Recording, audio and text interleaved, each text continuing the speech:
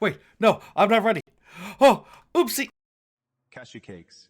It seems you're asking about the origin of the devil gene in the Mishima bloodline, which is a part of the storyline of a popular video game series called Tekken. Boom, boom. Okay. Ah! What? Oh, yeah, you're asking for it now, Frieza. Oh, never mind, I'm asking for it, apparently. Oh, my God. Oh, my God. Yes. What's that? Ah! Unborn children No, first nice. in my skull. Oh, my God. Alright, I totally missed that. Here's Connor's Oh worst my nightmare. God. Let's go.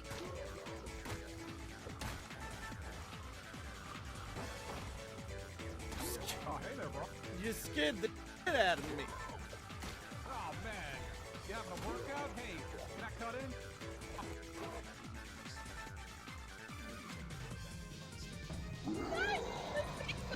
Holy. Holy. I was taking a sip of water and I almost spat it out everywhere. Hello, adventurers. What can I do? I don't like him. He's an elf, I don't like him. Goodbye. Your beer tastes bad. Yeah. Your fear is terrible, and that's being polite about it. What? I've never had any complaints about the beer before. Maybe your palate is not defined. Well, I do live in the woods. Your fear is terrible, and that's Yeah. being polite about it. What? Oh no. I've never had any complaints about Why the beer this before. is an option?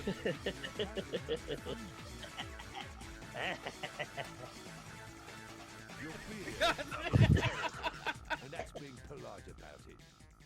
What? What? Hey everyone, how you doing? Happy Saturday. I see you there, Moku. I see you there. And today, chat, I'm joined once again. Oh no, he's not on screen. Oh no, I knew I fucked up. I fucked up. Hold on, wait, I can fix this. I can fix this, chat. Just bear with me. Just bear with me. Fuck, where is he? There he is. There we go. There we go. But yeah, you say you've been playing some Tekken 8? Hell yeah, dude. Dude, I love the Jacks. They're so fucking goofy. I know Jack was so good in 7. I don't know how I know very little about 8 other than what my friend Pratty's been doing. But yeah, dude, I hope you've been having fun. Thanks for tuning in. Hope everyone's doing good. I don't know if I ever explained that Jesus clip, because that Jesus clip isn't actually something from one of my streams. That's something from... So, I don't know if it's still around, but back when the AI video things first started being a thing and people were, like, losing their minds over it, there was a Twitch channel that popped up, which was like, Jesus answers your prayers and scriptures, or like your questions about the Bible. And it was an AI plugged in with just all the information about the Bible. And they would have people ask it questions about religion and get them, and then the Jesus AI would respond. And I think that's offensive. I think that, and I'm not religious at all. I think that is so fucked up to have this AI impersonation of Jesus. And I was just kind of fascinated with it. And then I was like, I wonder if I could fuck with it. And then I just was like, what if I just keep spamming it with the stupidest fucking questions that are like so barely tangentially related to the Bible? And I was like, wait a second. What about the devil gene from Tekken? What if I could get him to comment on the devil gene? And so I asked him that like 10 times. Just over and over. And eventually, he finally responded to me. And when he did, it seemed like the AI itself was so annoyed with me that it made me laugh so hard. I was like, I need to save this clip.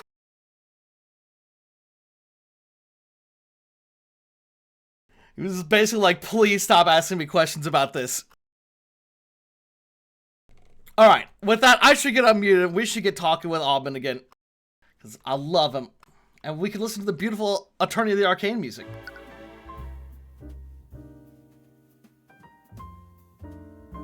Hello, honey. Thank you for joining me. Hello, honey. I think- Are you excited? Yes? Yes, I am excited for what I'm sure will be some mundane days at the office. We'll be filing paperwork, we'll be signing forms. Yeah? I don't think. I'm think pretty that's it? sure. Yeah, I'm pretty sure not too much will happen in case 2 of an Ace Attorney game. Why would anything happen? Why would anything happen at all in this world? Yeah, that's kind of what I was thinking. Anyways, Occurrence? I don't know. what's this about The Walking Dead? Oh fuck, Norman Reedus. Walking Bones! Oh shit, Wall Snuck. Alright. Who wants to do the first voice? Me, what are we doing? Let me go! I hope this is like a really just massive gruff man. Oh, there we go. I'm not going anywhere until I see her. I'm sorry, Wallace, but she's already passed. There was nothing more they could have done. Oh, this academy teaches the best mages in the kingdom. Are you telling me they couldn't do anything? Her condition was much worse than we thought. The kingdom's magic isn't advanced enough to treat something like this.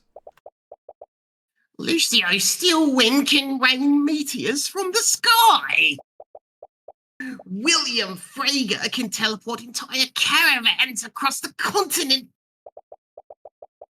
Are you telling me that your mages couldn't cure one disease? I'm sorry. I truly am. Emily.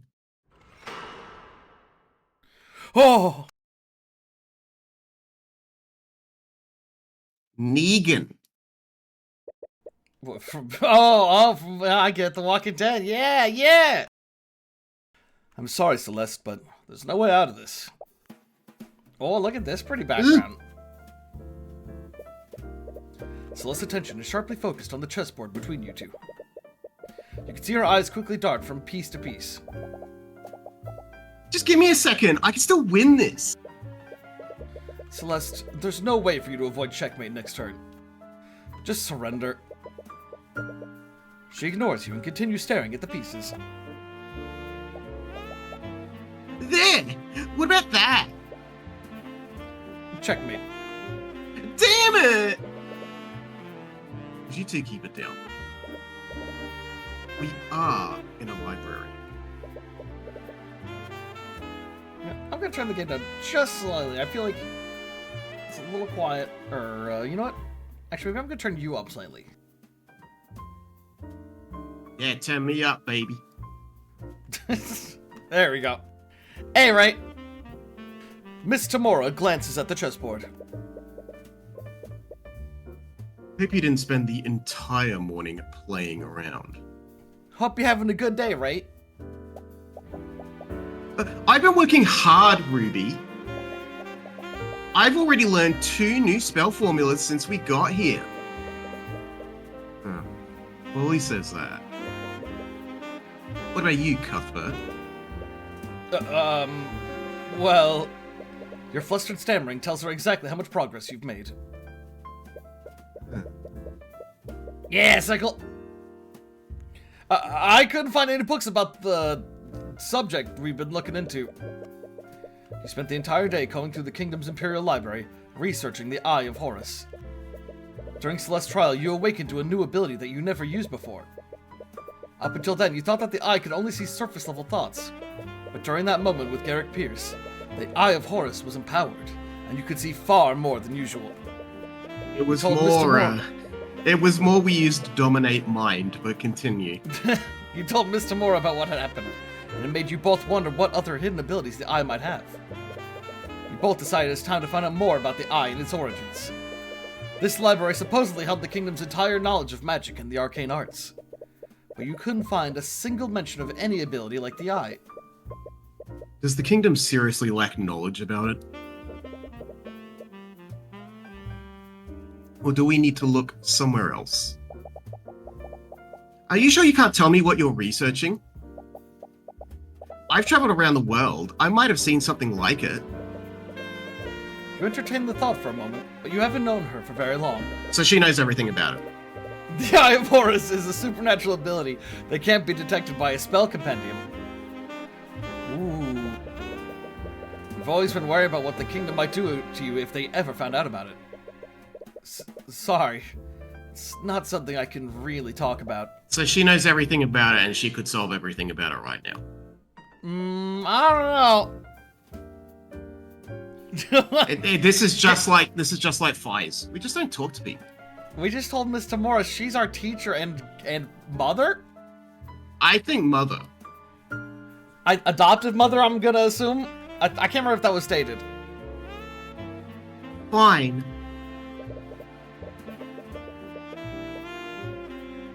If I had to guess, I would say that they're looking into supernatural phenomena. Ah! Shocked! You and Celeste nearly jump out of your chairs. Oh! Look over to where the voice came from. She appears to be a student at the academy. How long was she there? You didn't notice her presence at all. And just like Fies, we had someone eavesdropping. Well, this game has gods. You also feel like she looks oddly familiar. I like these purple eyes. I'm terribly She was the crazy girl in the dream from last time. I'm terribly sorry if I startled you, but I couldn't help but overhear your conversation. As the girl approaches your table, you see another student frantically running after her. Eris, you can't just... I'm so sorry! Oh, it's fine, Wallace. I'm sorry, but who are you two? Sorry, that was incredibly rude of me. My name is Eris Ilmater. Dude, that's Eris Ilmater! She's a student! And this is Wallace Nightgrave. We're both students here. Hi. Dude, that's Wallace Nightgrave. He's also a student. Not to be rude, but that was a private conversation. Just how much did you hear? I wonder. Reading about the supernatural is actually a hobby of mine. I might be able to help you with your research, Mr. Cuthbert. And what makes you so sure that is what we were researching? Mr. Cuthbert has a bad habit of muttering to himself when he thinks. I assume that his research had something to do with the supernatural. You feel a piercing side glance from Miss Tamora. You avoid eye contact with her. But, anyways, do you mind if I ask you a few questions? Of course. I'd be happy to help. What? Huh! Wait, fine. I suppose it won't hurt. What was that? I'm in the Matrix! Nothing. That was nothing. Just remember to show some discretion, Tyrion. Right. Alright, well, hold on. Look at these books. The library is full of books for educational purposes. You've been combing through these books all morning. What about that table? It's a table for students to sit at. You've been sitting here with Celeste all morning. Table. Lights. Light. It's a globe of the world. It's amazing how many other nations there are aside from Wyverngard. I've been to most of these places and killed. You should come with me next time, Tyrion. That's a nice thought. Maybe you could travel with her when you're less busy. Oh. There's some sort of notice taped to one of the shelves. Due to constant misuse of the Arcane Construct's voice systems, voice lines can now only be set by Headmaster Redmond. You wonder what it's referring to. I'm sure that's unimportant.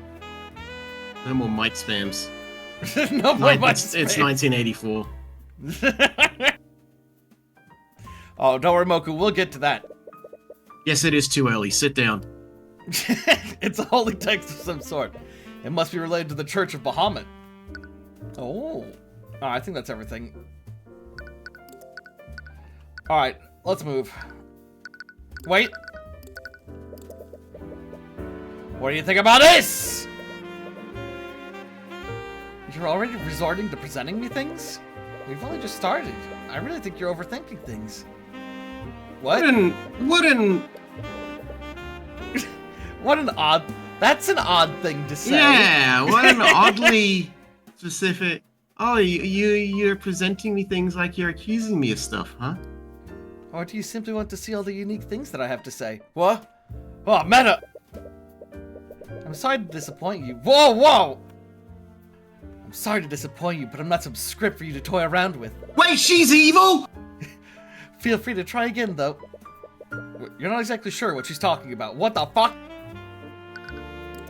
Alright, let's talk to her about Harrison Wallace. Wallace is the dog. No, Havris is the man. So, Grolton is the man. So, you two are students at the Imperial Academy? Yes, I'm currently studying illusion magic. Illusions. That's the kind of magic that lets you turn invisible, right? Technically, yes. But few mages ever reach a level high enough for that. I'm a bit embarrassed to admit I'm not able to cast invisibility. Weak. That's still pretty cool. What are you, Wallace? You can be invisible from like 3rd level onwards. She's weak.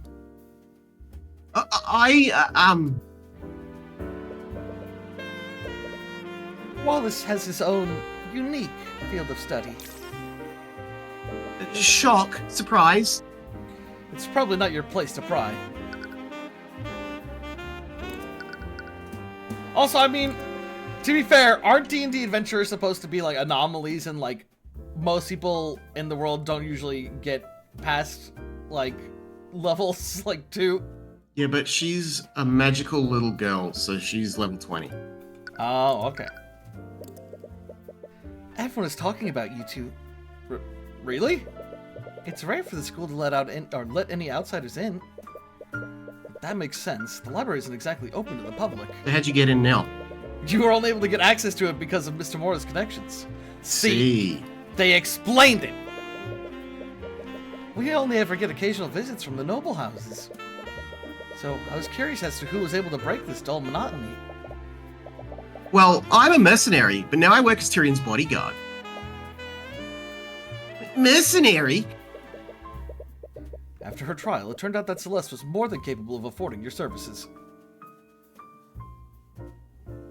Oh. What? Second, No, hold that took on. me a second. Yeah, that took me a second. I was like, wait a second, shouldn't we be affording her? But it's like, Yes. no, wait. She paid for us because we were her lawyer. Okay. Yeah, that she took me a doesn't- second. That so that she- confused me too for a second. I was like, wait, what? So she's a bodyguard in a pro bono sense. We're not actually hiring her for that. She's hiring her for some other role. I suppose. I suppose. And then she just so happens to be good at killing people, so she's our bodyguard. But that's not like her job. We're not paying her for that. Okay. However, Mr. Mora still proposed a different arrangement. After indicting Garrick Pierce, you painted a large target on your back. Why'd you With do Celeste that? being a mercenary, because you just, dude, it's the first time a noble has been. Remember, like they're like nobles. But why always did get you away with paint a it. giant circle on your back? With Celeste being a mercenary, Mr. Moore decided to hire her as your bodyguard. See, there you Strange go. behavior. She figured you would feel more comfortable around someone you were already friends with. Anyways, I'm a defense attorney. A defense attorney?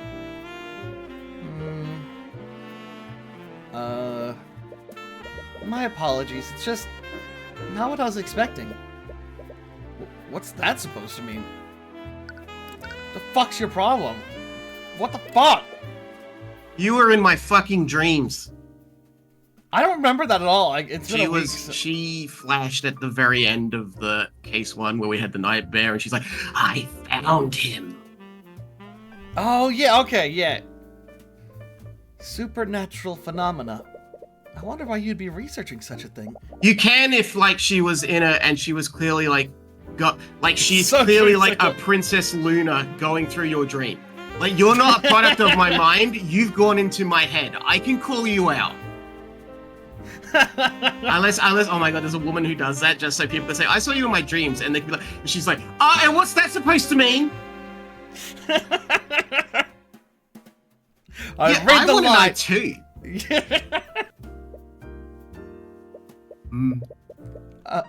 I'm sorry, but I can't really say. Regardless, there are many spells in this world. So, why are you so convinced that this phenomenon wasn't produced by a spell? Well, what we're looking into doesn't seem to follow the classic rules of magic. Oh? How so? Please, tell me. It was created by someone who's not a mage. Oh, really? So you're saying that this is something created by a person? The words came out of your mouth before you realized it. You sent a small, apologetic look to Miss Tamura. That does remind me of a story. A story? And even if you didn't see this girl in your dreams, there are red flags and alarms going right now. What, just because she's a goth? She's a goth and she came up to you and said, "Tell me about the secret thing." Mr. Cuthbert, do you know the legend about how the Kingdom of Wyverngard was created?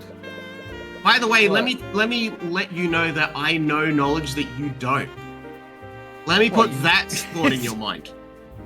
What, you mean the story about the ancient dragons? The ancient what? Alright, well, What? that's nothing. Let's leave. What? What do you think about me? What do you think about this? Oh, okay. Damn, You're I not thought- supposed to see that sprite of me yet. That's about the ancient dragon. Does Wyverngard have a story about ancient dragons? It's only about one ancient dragon. The Church of Bahamut refers to him as the Scaled Lord. Is he Bahamut? I'm sure you've even heard people mention him before. Legends say that the first mages were created centuries ago by him. One second, I need a sippy.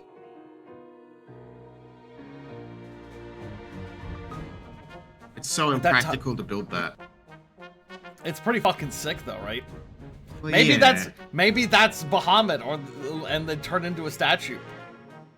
That's a very easy way to do that, but unfortunately, that's not legal anymore. Oh. At that time, our kingdom was caught in the middle of a brutal war. With no way to defend themselves, the kingdom was on the brink of destruction. Our people prayed to Bahamut, the god of dragons, for salvation. They had to see, yeah, that's what I'm thinking, Sickle. And almost as if to answer their prayers, Rathalion, the last scaled lord, appeared before them. Dude, from Monster Hunter. This Monster Hunter. The Scaled Lord bestowed the gift of magic on a band of heroes who were fighting on the front lines. And then we turned around and we used our switch axes and our charge blades on them.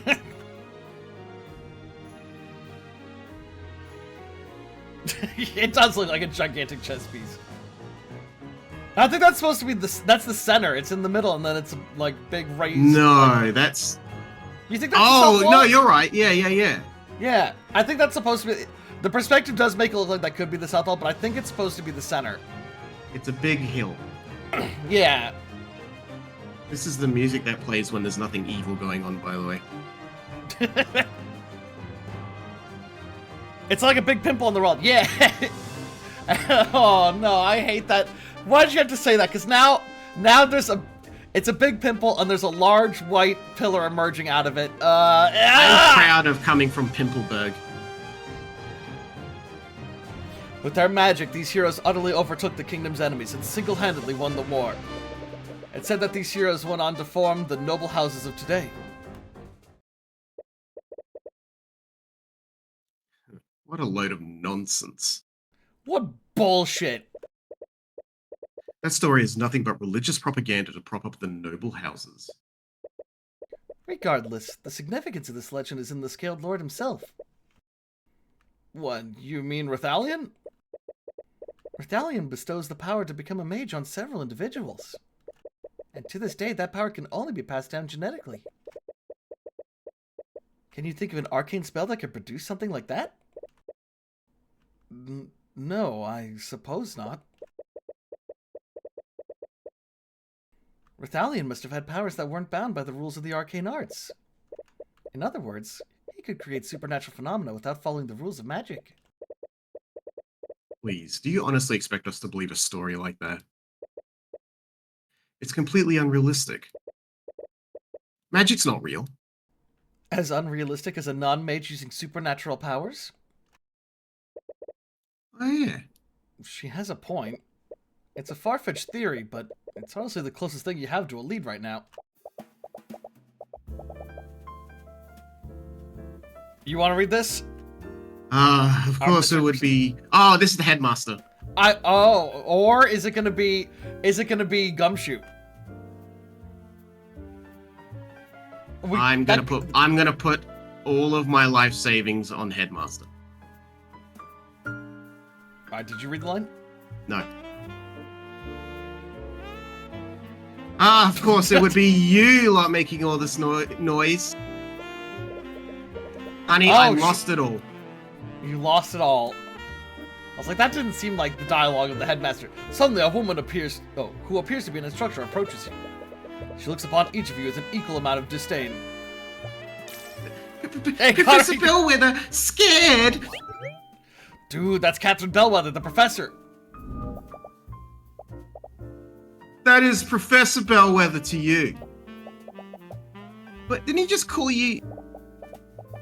I know letting you rabble into our walls would lead to nothing but trouble. Ooh. I hate that movie. You've even started associating with our malcontents. Yeah, he is a malcontent. Look at that weak little spineless worm. The headmaster gave us express permission to be here. Oh god, I feel like it's gonna be a lot of Aubin talking to Aubin right now. If you have an issue with that, take it up with him. I'll have you know that I was on my way to do just that. Wallace? Yes, sad and scared. How am I supposed to understand you when you're stuttering? Yes! Beat the bravery into him! If he refuses to grow courage in his heart, you will force it in. Yes, Professor Bellwether. Straighten out your uniform and fix that awful hair. You sack of shit. You look like a street urchin. But I suppose it's unreasonable to expect anything more. You cup. No. I'm sad and angry. And as for you, I'll be on my way. Whoa. Dude, my brain, I'm being desynced from the animus. Man, this is the least. Oh, she faded away! Least obvious King Crimson. What a bitch. Celeste! Oh, come on, we were all thinking it. Anyway, with that out of the way, shall we begin? Surprise. What? Why do you keep detecting fear from Celeste? Wallace, you finished this week's assignment, haven't you? Would you mind helping Celeste with her research? I don't know. Now that you mention it, I could really use some help finding a specific spell formula. You know your way around here, right, Wallace? Okay. Happy but scared. Aww. Girl. Don't worry, Mr. Mora. I'll be more careful from now on. Please do. I still have some business to take care of here, so I'll leave you all to it. You spend the next few hours searching through the library's books with Eris. You hadn't thought to look into the ancient dragons, and the library had books about them in abundance. There was one problem, though. There are a lot of myths and stories about the ancient dragons, but it's pretty difficult to tell fact from fiction with these accounts. It can't be helped. Well, the writing in this game's shit. Throw it in the garbage. It still makes sense. There's a lot of people online who get really mad about the phrase "it can't be helped." Like, no English-speaking person would ever say this. This is a terrible translation. Whoever wrote this got fired. These people are stupid. Yeah, it's insane. I don't know. I don't know why it became such a thing, and now I've seen so many people post examples like, this is horrible writing. I think they should be doxxed so we can laugh at them. It's so insane. Alright, it can't be helped. The Church of Bahamut is the dominant religion of our kingdom. We have the bones of dragons displayed in museums, but those bones are the only widely known evidence of the dragon's existence. Except for Rathalion, possibly. I wonder if he's still alive, like you said. I wouldn't be surprised. Despite everything, our kingdom's constitution still includes him in our government. Your really? law document has to put in a clause that mentions the big dragon. That'd be cool as hell. Oh my god, Ray, yeah. People get really mad about the word literally. I get mad about the word literally. I don't, but I also use literally all the time. As the savior of our kingdom, he and his kin were given an honorary position. It's on our political redundant. hierarchy. You can just say you use it all the time. That means the same thing. The ancient dragon's authority technically rivals that of King Olivier.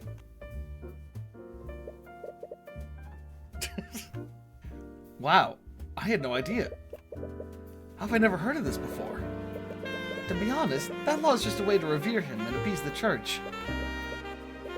Well, Rebellion couldn't possibly be any worse than the nobility. The fucking dragon. Ah!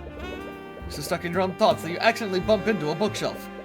The shelf begins to tip over and you're able to catch it before it fully falls over. Oh my god, we nearly died! That's a weak bookshelf.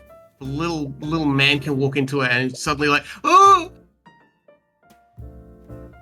But not before several books fall off from their shelves. Oh, not these extremely specific books. They hit the ground with a cacophony of thuds. Some students glance in your direction. Be quiet! Be quiet! Sorry! Ooh, be quiet! Wait, was Shrek here? Was Shrek? That was Macho Man. Well, Macho Ogre. Eris begins giggling. She seems amused by what's happening. Hey, are you okay? I heard a loud... Whoa! Celeste stares at the pile of fallen books. What did you do? Forget that. Just help me clean this up. There's no need for that. Construct, I require assistance. Oh, damn! Acknowledged. That's a pretty fucking That's sick... fucking Super Shredder. Yeah, that is Super Shredder. That's a sick That's fucking Kevin construct. Nash.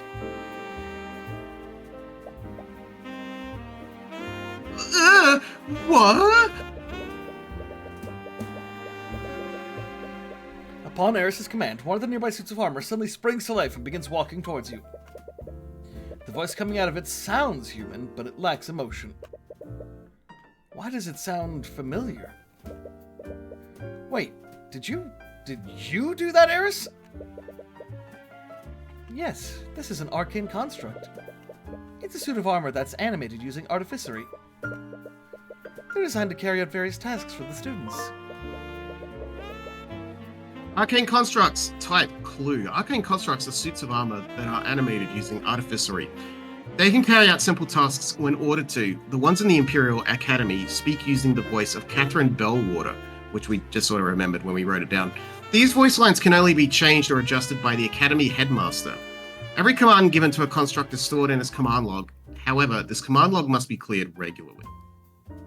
Ah, they were making them say memes. They were making them say nab nab. That's why they can't change it anymore. Orban, don't bring up nab nab for a single day. No. No. We need more nab nab.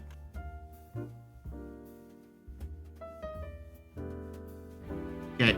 Nab nab is one word. Continue. Really? I don't know anything like that existed. They're still experimental, so they aren't available to the public yet. With that being said, Construct, please place these books back where they belong. Acknowledged. That's not Catherine Bellwether. Acknowledged.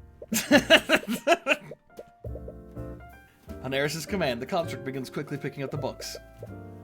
It moves with inhuman efficiency. After only a few seconds, all of the books are back on their shelves. It's not human. It's so inhuman. It's a construct. Wow, so they do whatever you tell them to do? Yeah, but it says it speaks with Catherine Bellwether's voice, didn't it? Yeah. Well, there are some limits to... Construct, tell me that I'm the fairest maiden you've ever seen. Command rejected. Ah, what? I guess they're not allowed to lie. Fucking gotta. You feel a sharp pain in your side and Celeste quickly jabs you. Ah, I'm dying! The construct's voice is just a series of pre-recorded messages.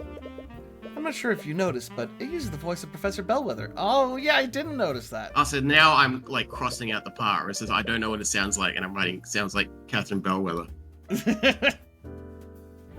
Unfortunately, you can't make them say anything other than what's recorded. These are very specific rules that will be important in about 5 minutes. Thank you. Only the headmaster can change the settings. Artificery that can record audio. I've never seen anything like it. Well, no, you wouldn't see it. You'd hear it, dumbass. But you just said that they're experimental, right? I can't believe this is our attorney. Maybe if I keep asking it, it'll just give up and do it. I would advise against that. Even if the commands are rejected, they're still stored in the construct's command logs. Anyways, we should probably get back to work. Fine. We're doing work? Read more about the Okay. ancient dragons. I don't think reading is work. I think it's pleasure. But most of the stories read more like fables than actual historical accounts. Don't feel like I'm making any progress. Honey, do you think in the Sign to Nerdle of this world, when they put a movie that's made about the dragons, it's labeled as history? Absolutely. Suddenly, you hear a thunderous, low-pitched sound blare across the room. Only us two will get that. I don't care. It sounds like a high-pitched horn, but with its So- volume turned up to So is that unnatural not levels. artificery? Oh, wait, did he say... No, is the siren... Because he said, I've never heard of artificery used to make sound or record sound. What about the siren? Is this not artificery? That's a good question. I guess not. What? Celeste, do you hear that? How can I not? What is that? You didn't touch anything you weren't supposed to, right? What? Of course not. It finally stopped. Eris, wasn't that the lockdown system? Gryffindor, lockdown. Ravenclaw, lockdown. Yes, I believe so. Also, you know, thinking about it, you could make sounds without having recorded sounds before. Yeah, that's true. If it's, I think it might be, they've never had something that could record sounds, but like, they've got things that can maybe produce sound. Lockdown system? Well, here's the rules of the lockdown system, so you know it intricately. The Academy is outfitted with a large artificery system. In a state of emergency, it will erect magical barriers throughout the building. Also, this could also be another thing that's just specific to this building. Yeah. State of emergency? Should we be worried? Don't worry, the lockdown is designed to keep everyone safe. We're safe as long as the barriers are up. But, Miss Tamora, she said she was going to go do something on campus. I don't think you could be murdered in a lockdown room. That sounds silly. Yeah, that would never happen as a mystery. I'm terribly sorry. You suddenly hear a disembodied voice echo through the library. It sounds like it's being projected magically. Oh, It's the headmaster. He's using the intercom system. Students and faculty, please remain calm. There's been a murder on the academy grounds. What? Please stay where you are and wait for law enforcement to arrive. I am glad they're keeping up the tradition that the attorney just goes about their day and murders just happen around them. Damn it! We have to get out of here! I'm afraid that's not possible. The lockdown system protects and locks each room. We can't leave this room until it's deactivated. Well, we won't know until we try. You run to the entrance and begin frantically pulling on the door's handle. You try to put all your strength into prying it open, but it doesn't even budge. Oh shit, she's locked in. Tyrion, stop! But Miss Tamora! I know that you're worried about her, but there's already been a murder. We don't know where the attacker is, or if they're still armed. The best thing we can do right now is stay here and wait. And also think about it. It's case 2 of an Ace Attorney game. There's literally no safer time for a mentor character. She's right. Damn it!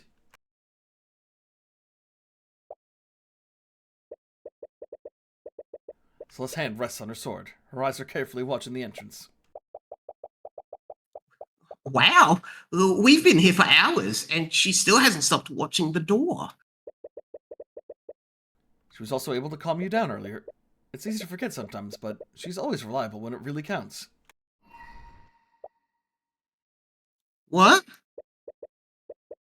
Students and faculty, thank you for your patience. Law enforcement has secured the building. The lockdown has been lifted. However, please remain in the building until the headmaster is barely finished with his message before you run out the door. Tyrion? Hey, don't go off on your own. You desperately run through the academy hallways. No. No! Mr. Mora? Mr. Mora! Where are you? You have no idea where you're even going anymore. You can feel your fear and anxiety rise with every passing moment. Where is she? Mom? Cuthbert? What's wrong? Why are you shouting? What's wrong? Mr. Mora! Mr. Mora! Calm down, you're hyperventilating. What, is he a pug? Yeah, he runs like a pug.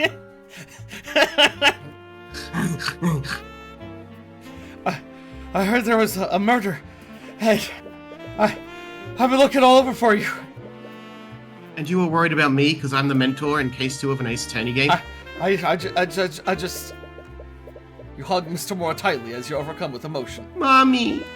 She's usually not receptive to affection, but you don't care. You're just relieved that she's safe. Tyrion, there you are! And you're crying. Sorry. I didn't mean to worry you so much. We heard the announcement. Do you know what happened, Ruby? I do, but... You see Mr. Mora glance at Wallace for a brief moment. For now, I think we should head to the foyer. Okay. Nice Dude, foyer. it's Gary from bit Eve. bare, though. You arrive at the foyer and see the room swarmed with a legion of familiar knights. Is that the Inquisition? Oh, don't tell me. The headmaster mentioned there was a murder on campus. Someone used magic? Hey, you there. As you enter the foyer, Commander White notices you and begins marching in your direction. But his attention isn't focused on you. Huh? Are you Wallace Nightgrave? Yes, but... By the authority of the Wyverngarde Crown, I'm placing you under arrest. Hey, what are you doing? You three! The hell are you doing here? You said he was under arrest? On what charges? This kid is charged with the murder of Catherine Bellwether.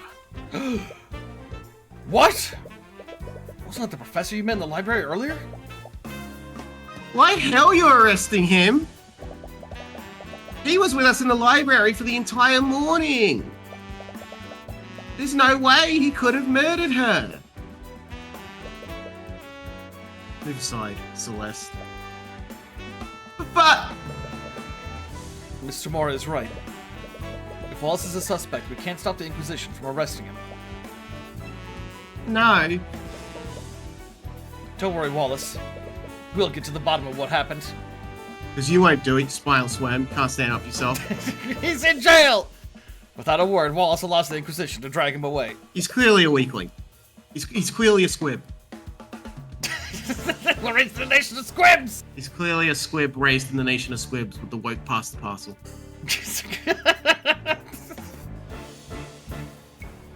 My apologies. I'm gonna go and check on him. This is terrible. I still don't understand. Why would they suspect Wallace of all people? I'm not sure myself. Unlike most magical homicides. That's a band name, by the way, Magical Homicide. You can use that for a band. The school is filled with plenty of mages. There has to be a long list of suspects. Isn't there anything we can do? I'm gonna go investigate what happened. Cuthbert. I was just looking at these pillars in the background for a second. I thought some of these, like, I was like, is that one not, like, touching anything? I was like, that's so weird. No, it's there. It's just weird. Yes? He hasn't accepted you as his attorney yet. You don't even know if you'll be working this case. But I know that he's innocent. I just can't sit here and do nothing. Well, I clearly can't stop you. But please remember that being an attorney is your job. It's not charity work. And he's so spineless, you could get so much money out of him. Don't come crying to me if you run out of gold. Right. Anyways, I still have some business to take care of in the city. Will you two be okay handling this? Yes, we'll take care of this. Good. I'll leave everything to you then. Alright, let's go, Celeste. Right. Save progress? Yeah, okay. Also, her job has changed from mercenary to bodyguard. Oh, yeah. It's been a few hours since Wallace Even though was that's arrested. not her job because we didn't hire her. We did. No, that's what they said. She hired us. No. She hired us as her lawyer for that case. Yes. And then afterwards, Miss Tamora hired her as our bodyguard. Because Okay, I missed we put... Yeah, because it was saying because we got a noble in jail. Miss Tamora's like, there's probably going to be some nobles scared that you're going to do something like that again, so they're going to hire people to kill you. I'm squiggling this out in my notes. I'm going to write it down. Great. Okay. Alright, I'm caught up. You and Celeste were with him during the lockdown, so the Inquisition had to take your statements. But the more they questioned you, the more you could tell that they had doubts about your testimony. You'll need to do more if you want to establish an alibi for Wallace. The fuck do you mean we had doubts? I'm there. There was a lockdown system. He literally could not get out. They don't trust us. Oh, okay, so there's just... Alright. That took longer than I expected. We've already lost a lot of time talking to the Inquisition. But we should be free to roam around now. Where should we go first? The crime scene sounds like a good start. We still need to figure out what actually happened. Ruby said that the body was found in Lecture Hall 2B. It's in the west wing of the school. Alright, that seems like a good place to start. Dude, statue. We have to see how die. Oh, that's the anime protagonist that saved the school when they had their art, when they had their anime. When they had to raise money for the girls' volleyball team. Yes. That is the Jackie Dakota. That's the best episode of What We Do in the Shadows easily. That episode is incredible. It's a statue. There's some writing on the platform it's on. Gillian Chemnitz? The inventor of early artificery. Gillian. So this guy is the one who invented it. Who'd have thought we could use machines to harness magical energy? Artificery is truly a marvelous invention. With it, anyone can utilize the convenience of magic without having noble blood. Although, the expense of owning artificery present their own barrier. But that expression on his statue, it kind of looks like he doesn't want to be here, even though his statue is huge. He does give off that attitude, doesn't he?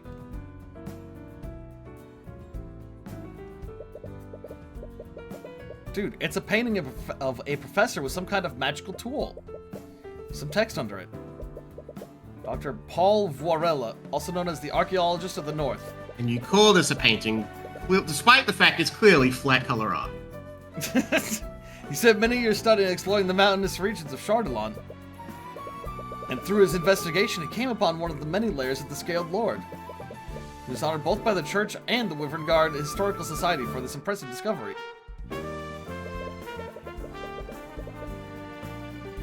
This art looks like it was very inspired by, I can't remember his name, the dude who did the art for Final Fantasy Tactics. Oh yeah. It's a painting of a man with some sort of creature on his arm. There's some text under it. Dr. Delbert Tafaros, a mage, historian art. These paintings, I'm willing to put money down that these are like D&D characters of like the dev team or whatever, or it's either like D&D characters of the dev team, or it's people that were like high tier backers for the backing this game. We're gonna click on one of these paintings and it's just a fursona. I was just thinking that. Dr. Delbatefros, a mage star. I was also just thinking, like, with the lore of this game, I'm wondering if it's all stuff they made up for this game, or if this is like, I wouldn't be surprised if this is like based on a D&D setting, like a D&D game that they had. Like, well, we could set it in that world, and we've already done a lot of the world building. Probably. That's the vibe it gives off to me. Dr. Delbatefros, a mage, historian, archaeologist, anthropologist, and botanist. Best known for his work in studying the history of the ancient dragons. Through his work, great leaps were made in the study and development of the school of evocation. On his arm is one of the last pseudo-dragons, which have now gone extinct. Oh, we can't look at that cool chandelier or stained glass? Nah. Well, the light's too bright. Hurt your eyes. There's nothing! Yeah, I was saying this is a very bare foyer. I'll be right back. I need to refill my water. I'm thirsty. Yeah, you do that. So I'm doing a Corrupting Cry Warbringer build now. It's working pretty good. I like having war cries with no cooldown. You just hold down the button and you scream and all the enemies around you explode. It's pretty good. You also build up stun really fast. So it's got a lot of built-in defense in it when you scream and you build up that stun super quick, and then they're stunned, and then they sit there bleeding out, and then they explode. So yeah, Corrupting Cry Warbringer. It's a build that's very good.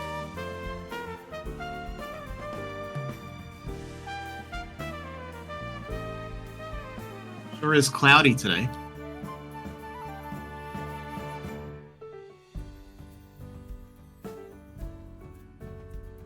Weather report says it might rain tomorrow and Tuesday. That's interesting.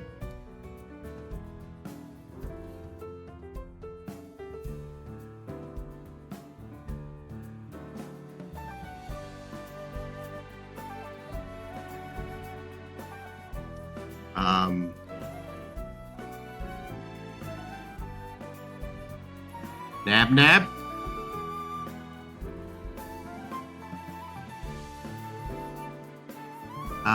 The Virtual Boy Advance.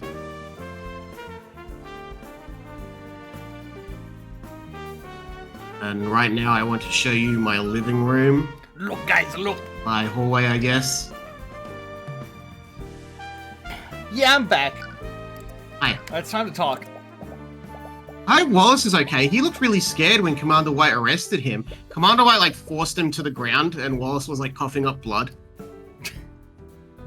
Don't He worry. didn't force him hard. He just has such weak constitution, and his bones are made of sand. Don't worry, we'll find out what really happened.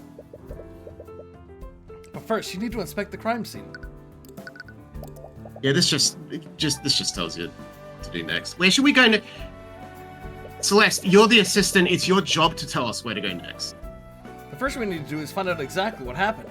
This is Mr. a Moore says the complete... body was found in Lecture Hall 2B. We should start our investigation there. The little girl assistant tells us where to go next. We ask them. Oh, no. Hey! Stop right there! As you try to enter the classroom, you're stopped by one of the Inquisition Knights. I'm the defense attorney for the accused. We have a right to investigate the crime scene. Ooh, Tyrion, that's not true. Yeah, from what I've heard, the kid doesn't have an attorney yet. Oh, right. You haven't been able to talk to Wallace about that yet. It's quite alright. Let them in. Lady Steelwind? Do not call me that. While you work under me, you will address me as Prosecutor Steelwind. Yes, look, Prosecutor Steelwind. Ah, what's that smell? As you enter the classroom, you find yourself inhaling a sour and rancid odor. Ah, the smell of death. The stench is so overwhelming that your eyes begin to tear up. Don't worry, you eventually get used to the smell. She's so fucking badass. What are you even doing here, Steelwind? I'm here to coordinate the investigation. You look around the crime scene. There isn't a single Inquisition knight in the room. Isn't that the Inquisition's job? Yeah, they kind of I like guess it fucked up also- really hard last time, so I imagined that she would want to do this by herself. Due to the circumstances, I've decided to handle this case personally. Well, since we've got you here, could we ask you some questions about what happened?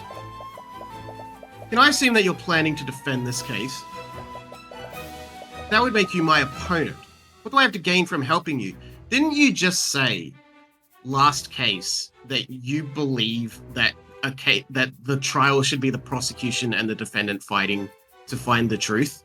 So why are you doing this? Why would I help you if I'm going to lose shit? Maybe she considers that part of the battle. Maybe she's testing us. Oh. Right. Oh, and yeah, that's totally the wrong answer, Tyrion. So now she's like, however, I would be willing to answer your question. So she's throwing you a bone now. She gave you a test and Tyrion just like flubbed it. But only if you answer some of mine as well. I genuinely think that's what happened. I mean, yeah, it's possible. Oh, okay. What could she possibly want to ask you? Anyways, get out of my fucking way. Oh, Tyrion, I almost forgot. Since this is our first official case together, I wanted to show you something that I learned. Oh, dude, she's got some new magic. Okay, what is it? Arcanum. Oh, shit! She's got voice lines!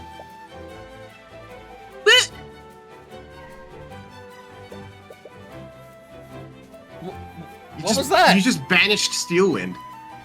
She's just gone. She's in a void now. That is the incantation for the detect magic spell. That! Detect magic. Wait, does that mean... That! Yep, we can see magical traces while we're examining crime scenes now. Yay! That! Detect magic. Your bodyguard Celeste can now cast the detect magic spell. While examining a location, press the detect magic button to make magical traces visible. If there are any magical traces at your location, you'll see a colored overlay. I am glad she knows the important spell, the most important spell in the game. Oh, that's probably not important. Anyways, look at this. Dude, it's That's apparently no some one's sort of D&D guy. character. Dude, are you kidding? That's an awesome D&D character. It is, but no one would. No, I don't think most people would make something like that. There's some text written below it. It's not furry Dr. for Nicholas one. Gossu, inventor of the Arcane engine. His work revolutionized trade and travel across the seas. He was well known for not discriminating between the common folk and the nobility, judging his assistants based purely on their merit. When he wasn't conducting Play this violin! When he wasn't conducting research within the Imperial Academy, he was known to compose symphonies for the king in his free time. Looks like he was a man of many talents. Alright, wait, hold on, there's the books. Oh, they have books here too. Oh, let's just read this. They appear to be textbooks about alchemy. Aw, lame.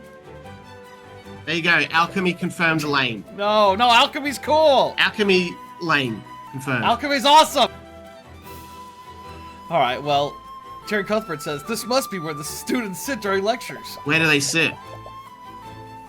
Where's the chairs? Maybe these are benches and they sit on, I think they sit on these. On what? They sit on these. These are I don't just see a long cursor. benches. Oh, you don't? Oh. Well, those big, long rectangles? Yeah.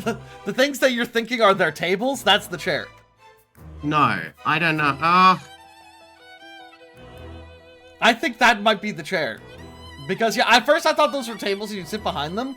But yeah, there's no chairs behind them, so I'm thinking that these are... The problem with that chairs? is that if someone behind you pushes you, you fall and your face collides very hard on the surface in front of you. I don't think they were considered... Why would you be getting pushed? This is a school for nerds! Fooling around. This is a school for nerds, Auburn. What if you accidentally made a raccoon appear with your magic and you went, oh, and you pushed people over? Well, that would be just... That sounds like it would be a hilarious scenario. Ripe for a TV comedy. Starring, who would we cast in that? I have no idea. Markiplier? Mr. Beast? Mr. Bean? As Nah, the not teacher? Mr. Bean. That would be the worst teacher. It's just, I'm trying to learn magic and it's just a fucking guy going. And then he explodes and there's like paint all in his face and he's like. It's like getting That would be teach my awesome. fucking beaker. I Kevin want James Bunsen is honeydew. I don't want beaker. Can't imagine the sitting line. in one place all day. Oh my god. Have you never attended a school before? No, we never had a proper school in Cornhaven. I mainly got my education from books that my parents bought from traveling merchants. What about you? I used to attend a public school in my hometown. But after Miss Tamora adopted me, she handled my education personally.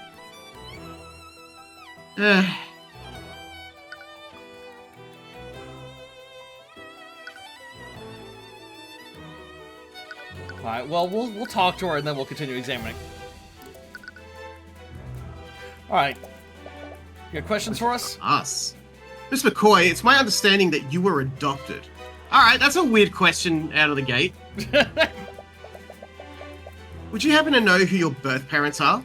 I mean, she's clearly Garrick Pierce's family. Hey, isn't that too personal of a question? You agreed to answer my questions, didn't you?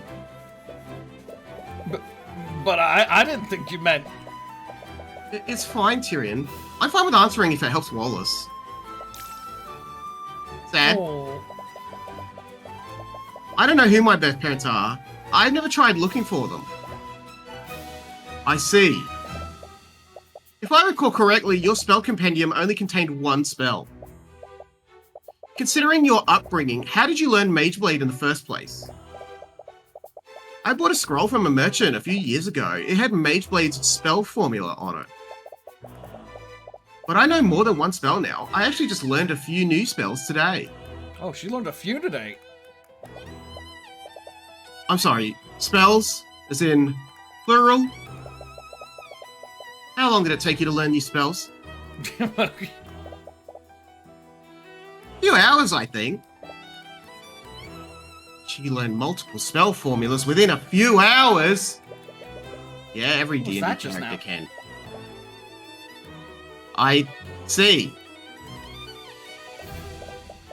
Well, I think that's all I need to ask for now. Okay. She's sharing information about the investigation for that? Why is she so interested in Celeste all of a sudden? Alright, what's that fucking horrid smell? I can't take it anymore. That smell is driving me crazy. What is that? From what I understand, there was a bit of an accident a few days ago. Well, they spilled milk and eggs everywhere. It happened during one of the classes that the headmaster was teaching. He misread the instruction. I'm going to switch up his voice a bit. He misread the instructions for an alchemy experiment. I don't know why, but that just made me think, I'm mute, Uncle Barry! Yeah, that's what it is. Yeah. And as a result, he accidentally produced this rancid-smelling vapor. I feel a strong bond between us. We're bonding over this rancid smell. Vapor? It's not poisonous, is it? You in vapor. European game confirmed. Of course not. I wouldn't be standing here if it were. It's just extremely unpleasant to the senses. The Foul! classroom smell. Blue. Weeks ago, the headmaster performed an alchemy experiment incorrectly in Lecture Hall 2B. The resulting chemical reaction produced a rancid yet harmless vapor that still lingers in the room. What a fuck up.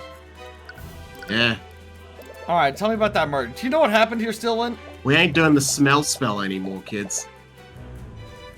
Well, it all began when the City Watch received a call from the Academy. Supposedly, there was an attack on campus grounds and the entire building was put on lockdown.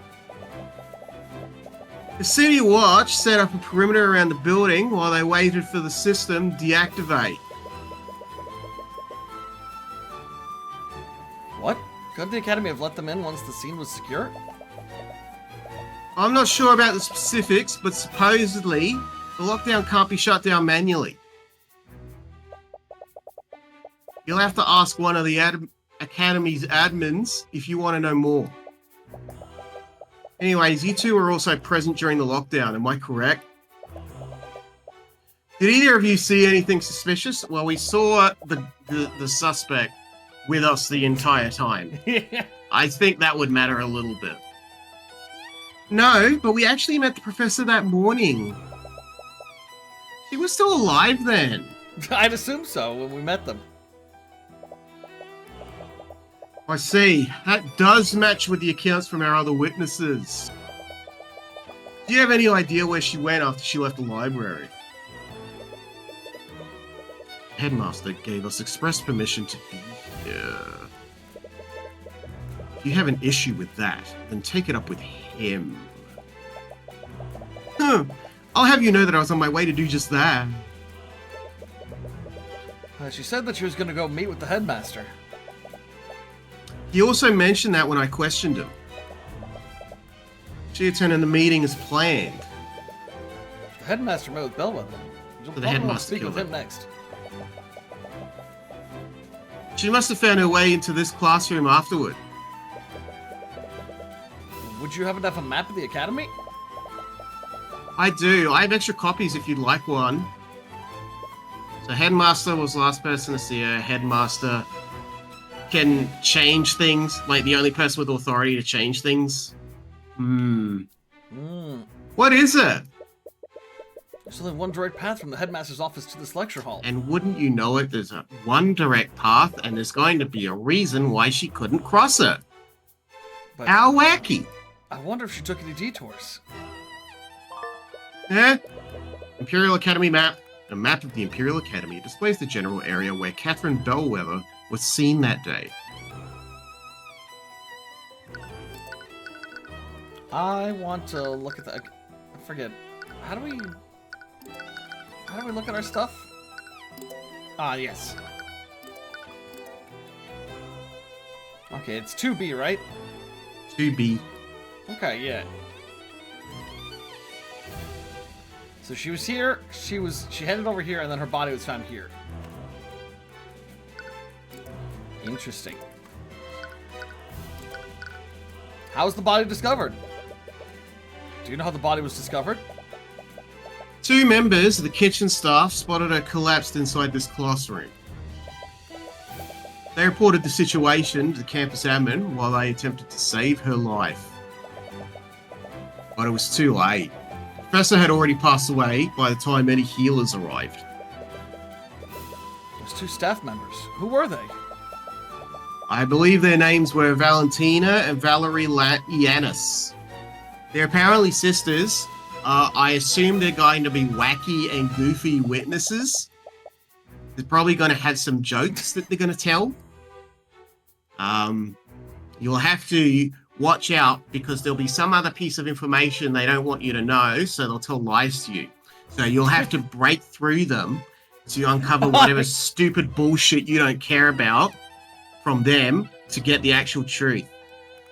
Oren was the one who collected their statements. Do you notice anything off about their behavior? From what he said, they had a few quirks, but nothing too suspicious. Oh yeah, quirky. Quirks? Oh yeah, quirky. You gotta be a bit quirky. He told me they were running and spinning around him during questioning. What does that mean? It means you're gonna get the fucking case 2 wacky witness joke, and you're gonna play with that for a few minutes. So have fun. I have no idea. Oh. Perhaps they were on edge. Perhaps they were still on edge after finding their co-worker murdered. Nah, it's not gonna be that. It's gonna be because they're freaks. You'll definitely want to speak with those staff members. Gonna go speak with the freaks. Who discovered the body? The body was discovered in Lecture Hall 2B by Valentina and Valerie Yanis, 2 members of the kitchen staff. According to Commander Orem White, they were being hyperactive during questioning. Why is Wallace a suspect? We've already told the Inquisition this, but Wallace was with us the entire time. He couldn't have committed the murder. Yeah, he had a perfect alibi. Strong, maybe, but his alibi is far from perfect.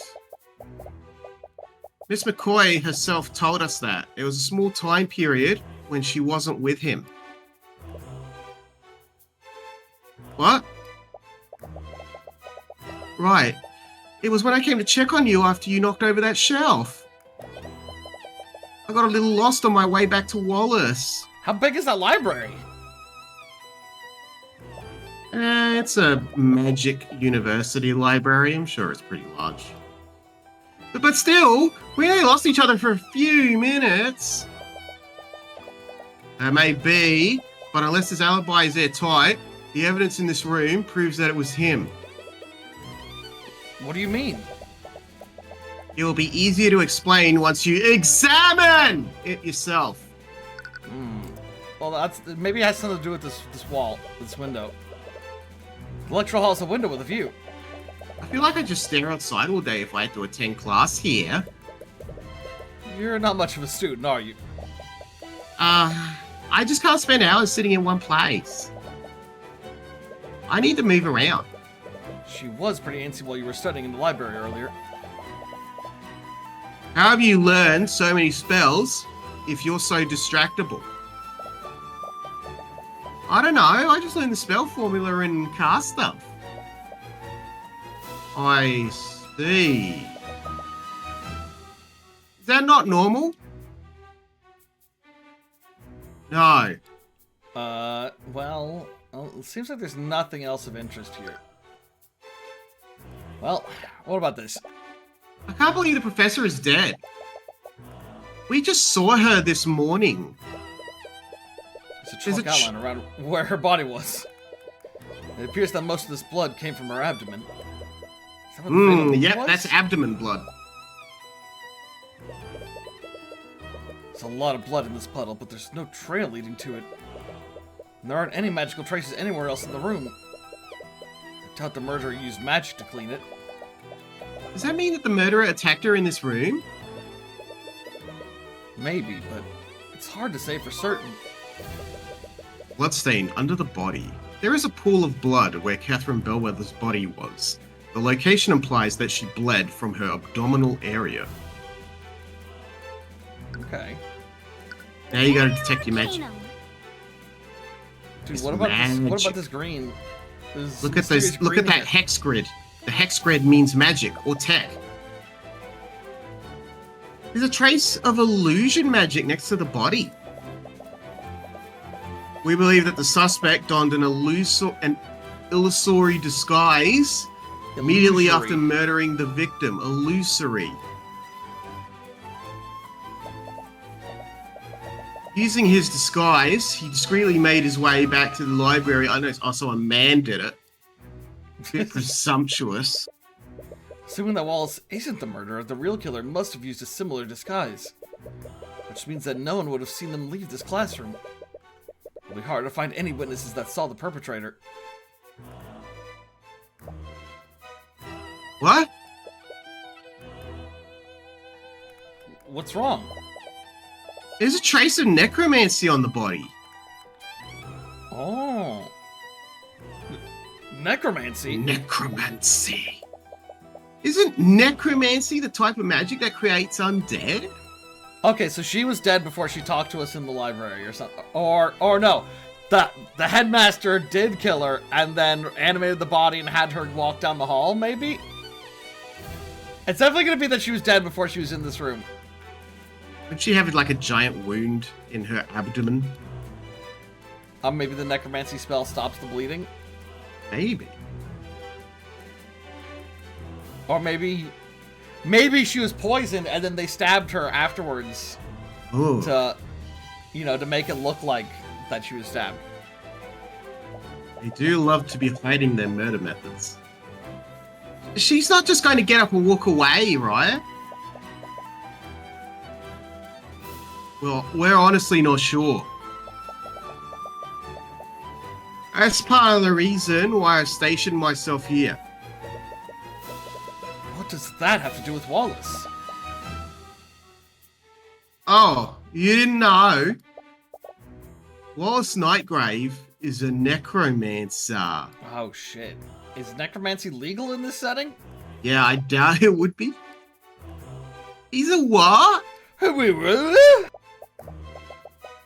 We believe that he drained her life force completely using a necromancy spell. That's why there are no visible wounds. Oh, okay, that explains that. There's no visible... Wait. A lot of mysteries we have to solve. Yeah, if there's no visible wounds, how did she bleed so much? Here's the autopsy report. It will tell you everything that you need to know. Autopsy report. Catherine Bellwether died at 2:01 p.m. Body shows no signs of cuts or bruising. The alchemist report has verified that death was not caused by poison or disease. Body shows traces of necromancy and illusion magic. Cause of death is not apparent, but very likely caused by necromancy magic. Huh. But in the modern day, even the Inquisition doesn't commonly deal with necromancy. They're all on edge about what other spells he might have used. So, I'm here to make sure that nothing unholy happens to the body. Okay, well now that we know that that kid's a necromancer, I say we should send him to jail. I agree. It's hard to really justify necromancy. Yeah, but if it's part of his... If it's like a bloodline thing, then I guess he can't do anything about it. Can't believe it. You've heard stories of necromancers before.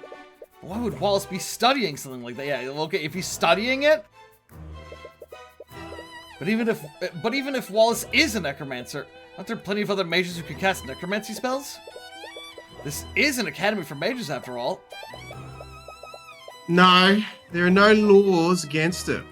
But the knowledge required to learn necromancy is heavily controlled. No one in their right mind would dare teach necromancy beyond basic healing magic. Oh, okay. Necromancy is also where healing magic is in this universe. Okay. I suppose that makes sense. Frankly, I'm surprised even one student at the school was allowed to learn it. I can see why. Because of this specific piece of evidence, we know that he's the murderer. But it's still too convenient. That's the first time you've seen a thought from Steelwind.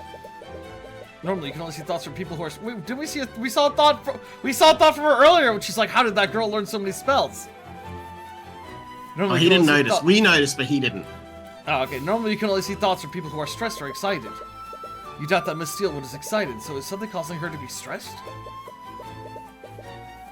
Is there something you're not telling us, Steelwind?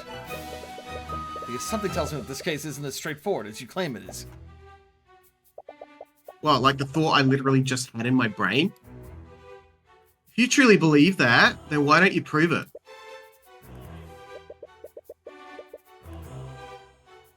Yeah, I can't see any more thoughts from her. She must be subconsciously guarding her mind now. But she's clearly hiding something.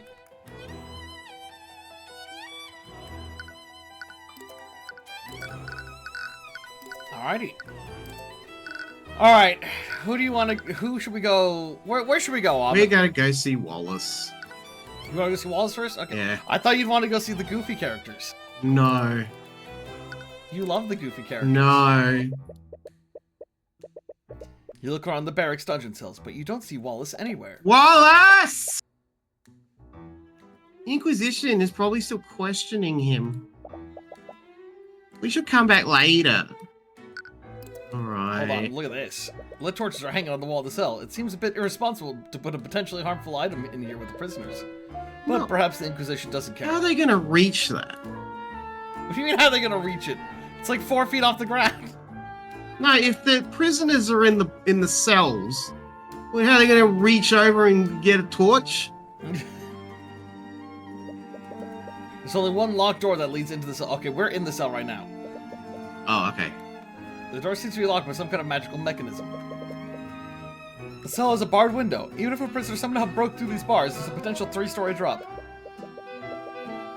You doubt that Wallace would try something like that.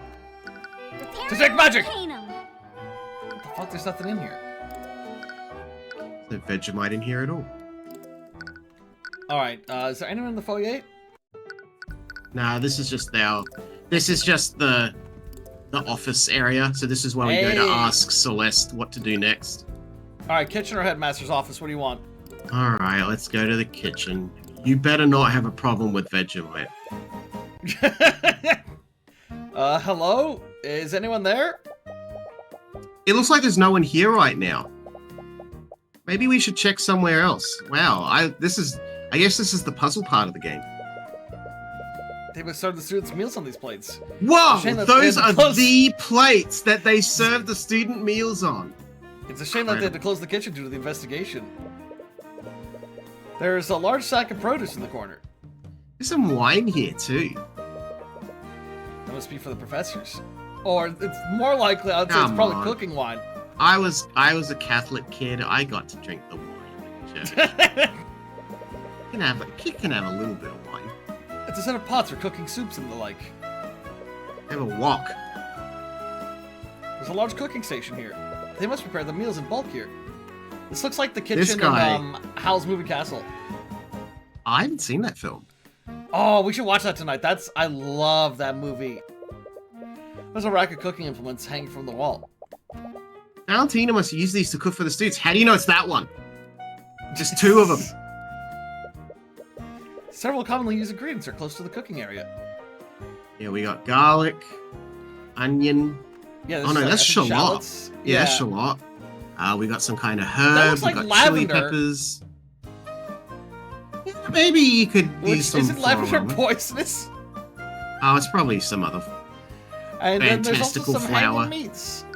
Yeah, we got our small goods. We got a ham. We got a salami. Ooh, it's a plate of bread. They probably serve these as sides to the entrees. Don't get any ideas, Tyrion. What, just this little piece of bread? What? Remember when you went to that fancy restaurant? You just kept ordering breadsticks and butter. The bread is free. I might as well take advantage of it. You know, eating that many carbs isn't good for you. Yeah. Bread. Carbs. Barrel. It's a barrel full of some sort of drink. I wonder. It's probably not lotus juice, Celeste. Yeah, it's probably grape juice. Oh no, it's not grape juice because they said wine. Yeah, they said go. wine.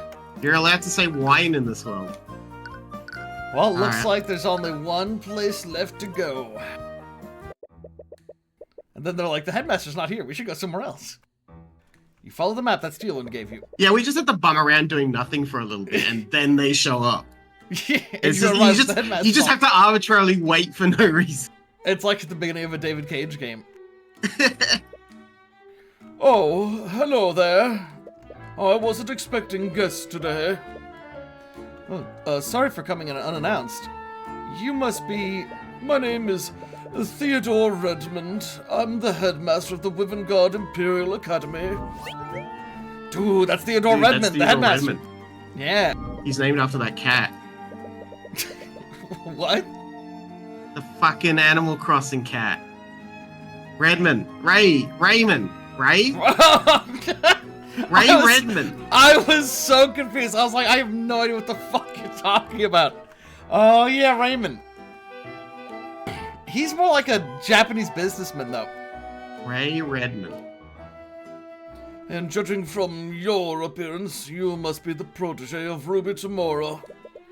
To what do I owe the pleasure?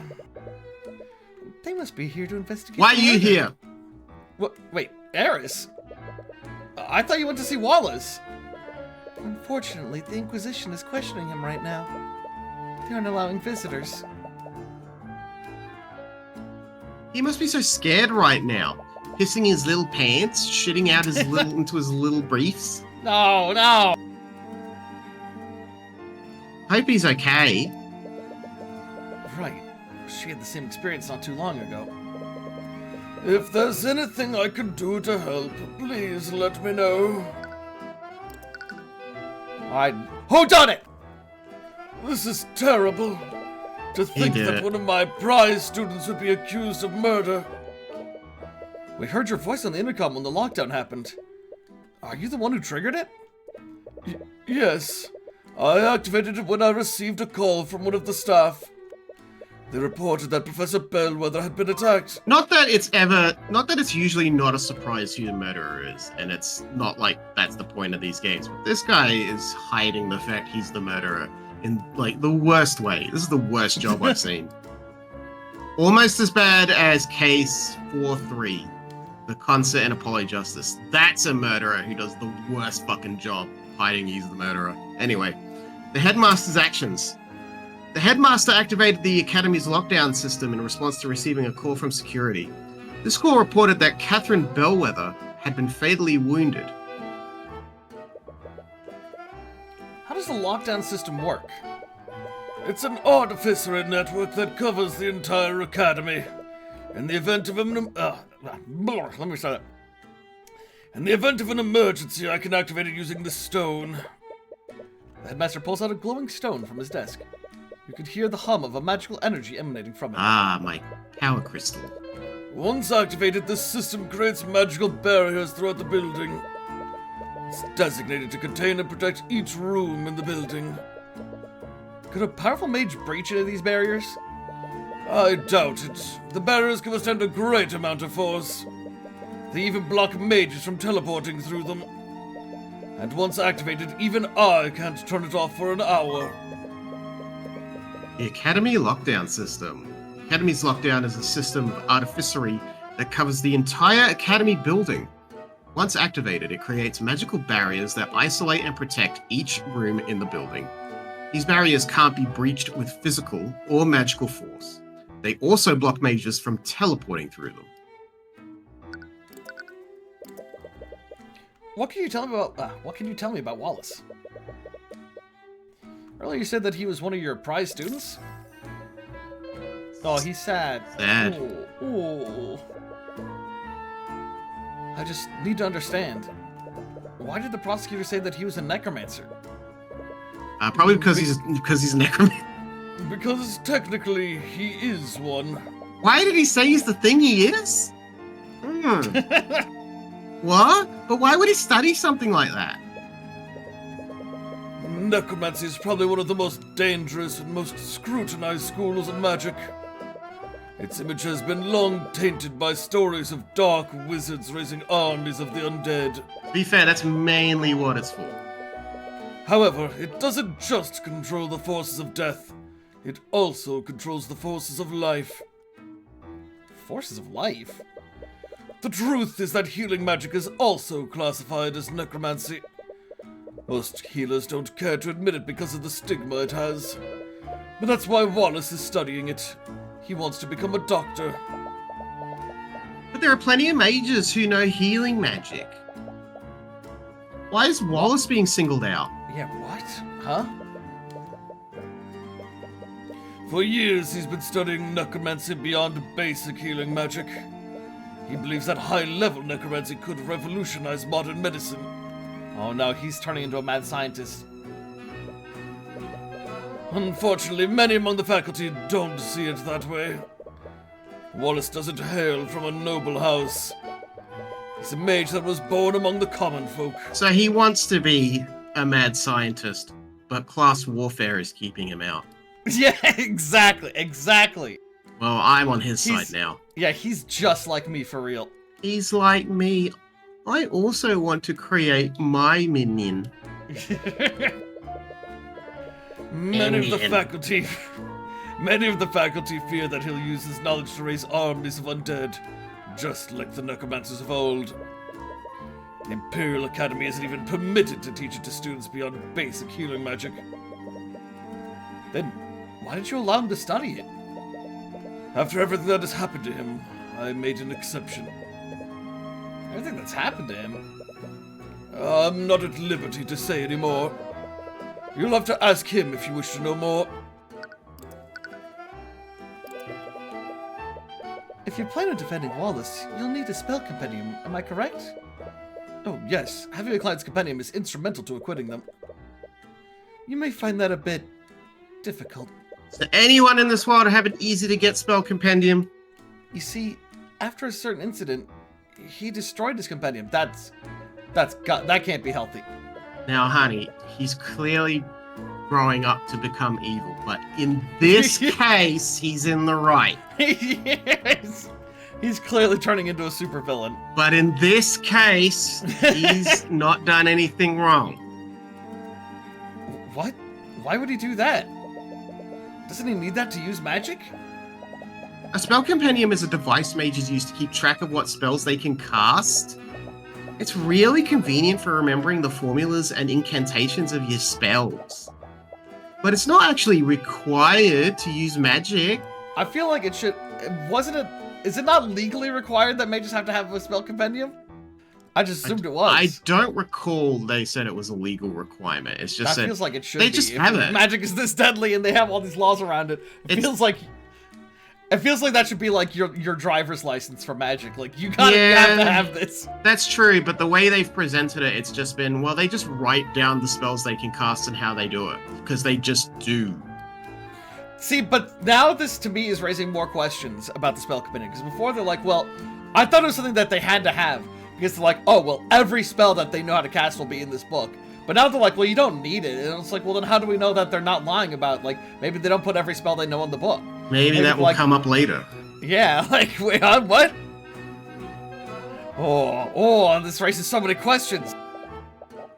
But my problem with that, then, is the fact that we presented that as, like, hard evidence in our first case, and that's what helped us win. But now we're learning that that's not hard evidence. Yeah. I thought of destroying mine a long time ago, but they're really expensive. Well, maybe if Garrett Pierce just said that, like he said, maybe they just didn't, they used a spell that wasn't in the compendium. Instead of having a breakdown and saying, oh, I did it, like maybe then it would be okay. Okay, wait, maybe okay, but you have to attune to a spell compendium, so maybe if you are attuned to one, it automatically puts every spell into it. So you just walk past one and it fills with all this magic. Yes. Luckily, I have an unattuned spell compendium right. Alright, they've answered my questions. Alright, well done. I'd be more than happy to give it to you if it helps Wallace. Oh. What's wrong with your hands? Thanks. Yeah, what? Dude, maybe she's a dead body. Wallace just needs to maintain physical contact with it for 10 minutes. Did she have those bandages the last time? Yeah, she had those bandages the whole time. I thought they were gloves. I thought they were just gloves, and now they're bandages. No, it's been bandages the whole time. Oh. After that, the compendium will attune to his magic. Just make sure that you don't let another mage like Celeste hold it. Once it attunes to a mage, no one else can use it. Unattuned spell compendium. An unattuned spell compendium. If a mage keeps this on their person for 10 minutes, it will attune to their magic and display what spells they can cast. Once it attunes to a person, it can't attune to anyone else. Okay, so maybe, like, it's okay if they don't have to... Oh! King Crimson. Wonderful. I just hope you could persuade Wallace to attune to it. So, okay, King Crimson aside. So I guess it's okay that they don't carry it on them or they're not required to have it, because they can just, like... Yeah, they can just chain like, you, all right. Press it on your chest for 10 minutes, and then they know. Okay, that makes a lot more sense. They've answered my questions. What can you tell me about Catherine Bellwether? Many emotions. He starts pulling on his collar. Many emotions, and none of them good. Wow, that was a whole mess of emotions. She was rather unpleasant to work with. Can you think of any enemies she might have had? You might as well list everyone who attended this school. Eris. It's best to be blunt with these sorts of things.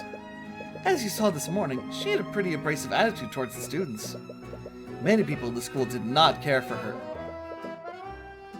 Maybe she wasn't the nicest person, but would that really be enough to motivate someone to murder her? She'd often target and harass students, especially those who were from the common folk. She even made a habit of expelling those students for minor infractions. Connors, magic can be our ticket out of poverty. I can't imagine how it'd feel to have that opportunity unfairly taken from you. She put so much pressure on those students. Some of them even left the academy of their own volition. They couldn't handle her constant verbal abuse. Even then, would that really be enough motive to commit murder? The human psyche is a fragile thing. It's astounding what someone might do when pushed far enough. What takes is one It just takes one little moment. What about her relationship with the faculty? In some cases, it was worse than it was with the students. She'd often treat the staff like her personal servants. I've received many complaints from them about her behavior. Sorry if this sounds rude, but why didn't you just fire her if she was such a big problem? She had tenure. Oh. She used her position to curry favor with the noble houses over the years. As you can imagine, the Academy's board is controlled by the nobility. Why don't they just... Literally everything bad in this world is because of the nobles. Why don't they just all kill the nobles? Dude, that's what... Dude, right? That's what I'm saying. If I ever tried to remove her, they would probably support her over me. Bellwether's reputation. Catherine Bellwether had a tense relation with just about everyone in the Academy. She had a history of bullying students from the common folk and mistreating the Academy staff. For several years, she used her position to curry favor with the noble houses.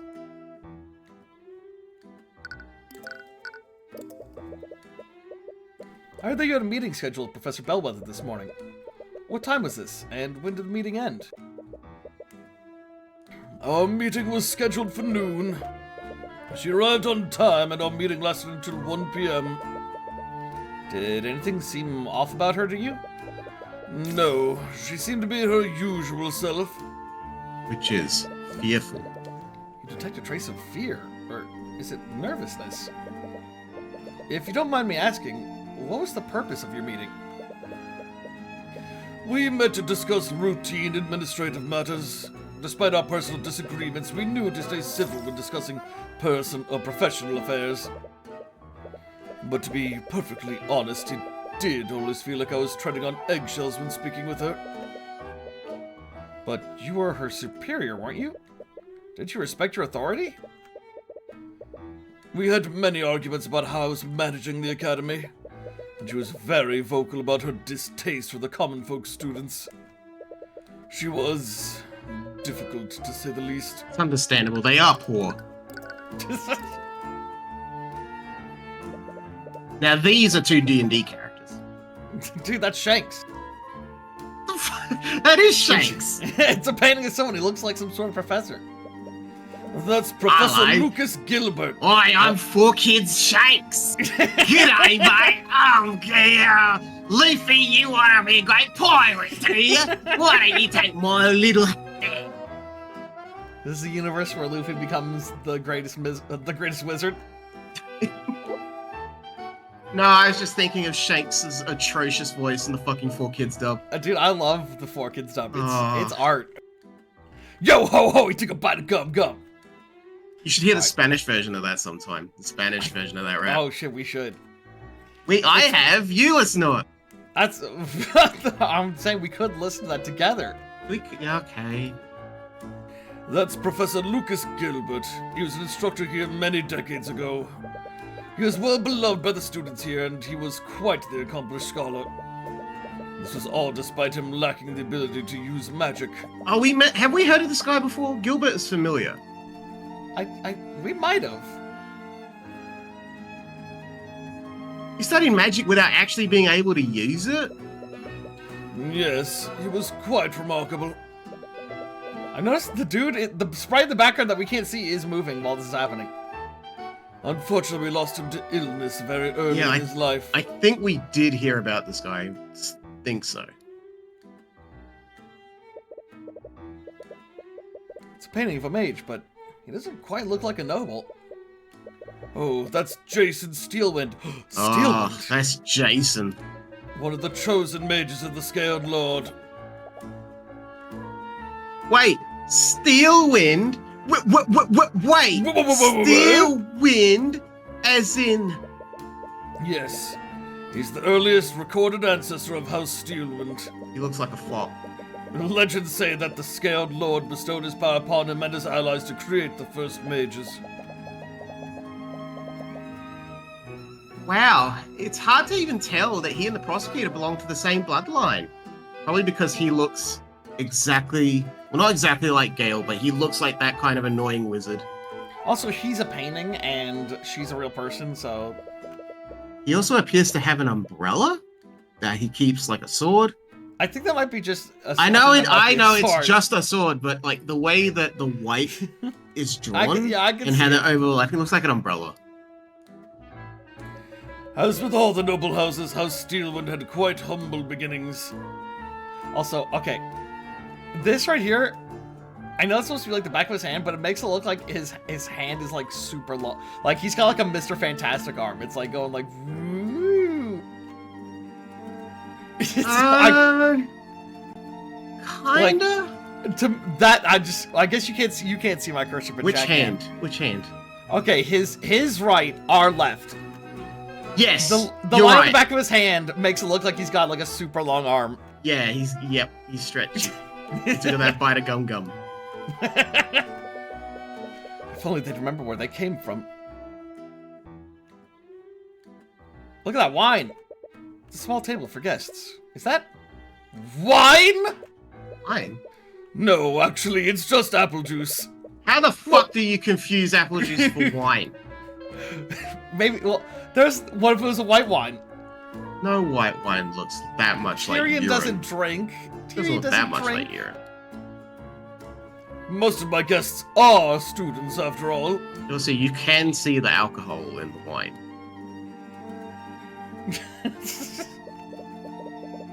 There's a window with a view of a garden. Guy's The never headmaster- swelled a wine glass in his life and took a big sniff and analyzed the legs. The headmaster has a nice view from up here. He never wants to look at the chandeliers, dude. There's nothing to look at on the They chandelier. could fall. It's dangerous. This isn't that Fireplace kind with of some game. burning wood. It looks pretty cozy. Thanks for that dialogue. Magic! Arcanum. No magic was cast in here recently. Hold on, Headmaster, step back. I need to look at magic in your room. What do you think about Wallace? What could you tell me about Wallace? Earlier you said that he was one of your prize students? Dad. I just need to understand. Oh, okay, wait. Oh, this is just... Okay, that's interesting. That's another way to ask the same thing. That's weird. Okay. Alright, what do you think about... Eris? Did you know Eris is one of our top students in the study of illusion magic? She can go invisible, dude. She's King Crimsoning us right now. Yeah. Thank you, Headmaster. I appreciate your praise. Why do you study illusion magic, Eris? Oh, no particular reason. I just Shut have an up. affinity for it. It's also quite enjoyable to use my magic to deceive people. Okay, Dude. that's true. She loves to deceive. This lady's a forest burn main. It is fun to deceive people. Deceived!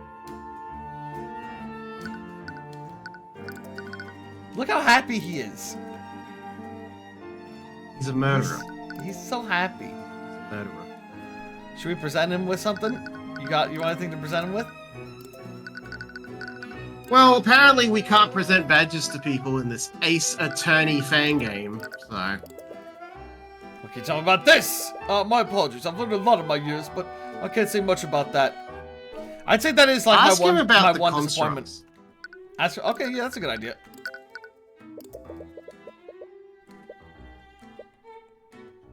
Oh, he doesn't know much Useless, about him, man. apparently. We're gonna throw you in jail and you're gonna rot in a cage. Alright, I'm gonna go refill my water again. I'll be right back.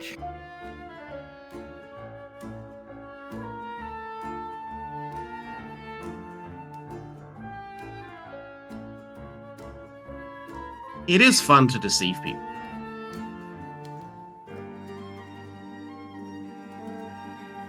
It's especially fun to deceive people using magics. Why, you could make someone see things that aren't actually happening. they tell you about it, you can say, "You dumb fuck, they weren't real. I was using my illusion magics." And then you can laugh at them. Because they're dumb. Sounds like a pretty good time.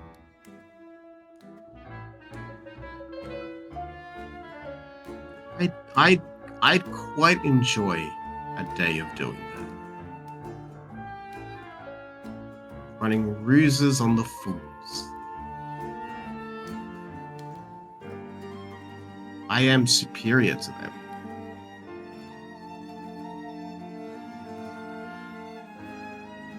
Van Berlina.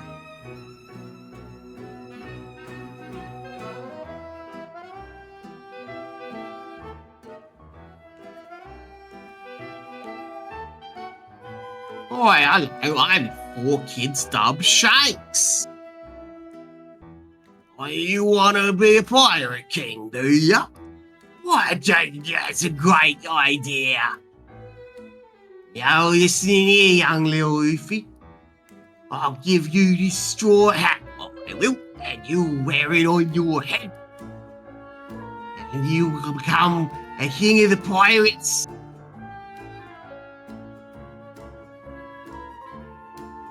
But you're not here yet, Luffy. You still gotta train. You still gotta go through multiple arcs. And then maybe we'll meet again in the Grand Line.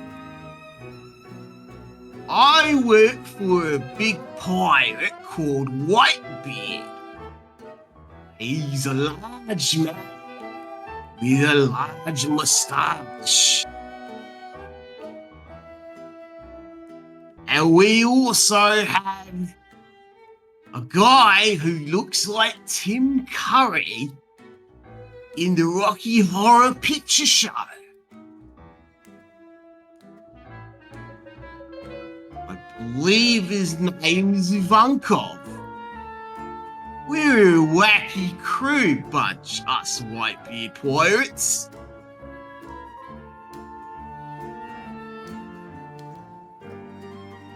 I don't believe I have any devil fruit powers.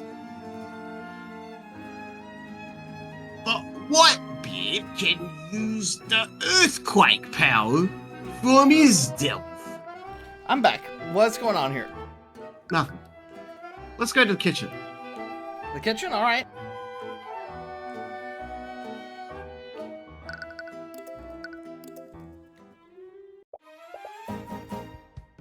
Hello? Is anyone there? Be right there! Sorry, but the cafeteria's closed right now. Actually, we're here to investigate the murder. We heard that 2 members of the kitchen staff discovered the body. We're here for the murder.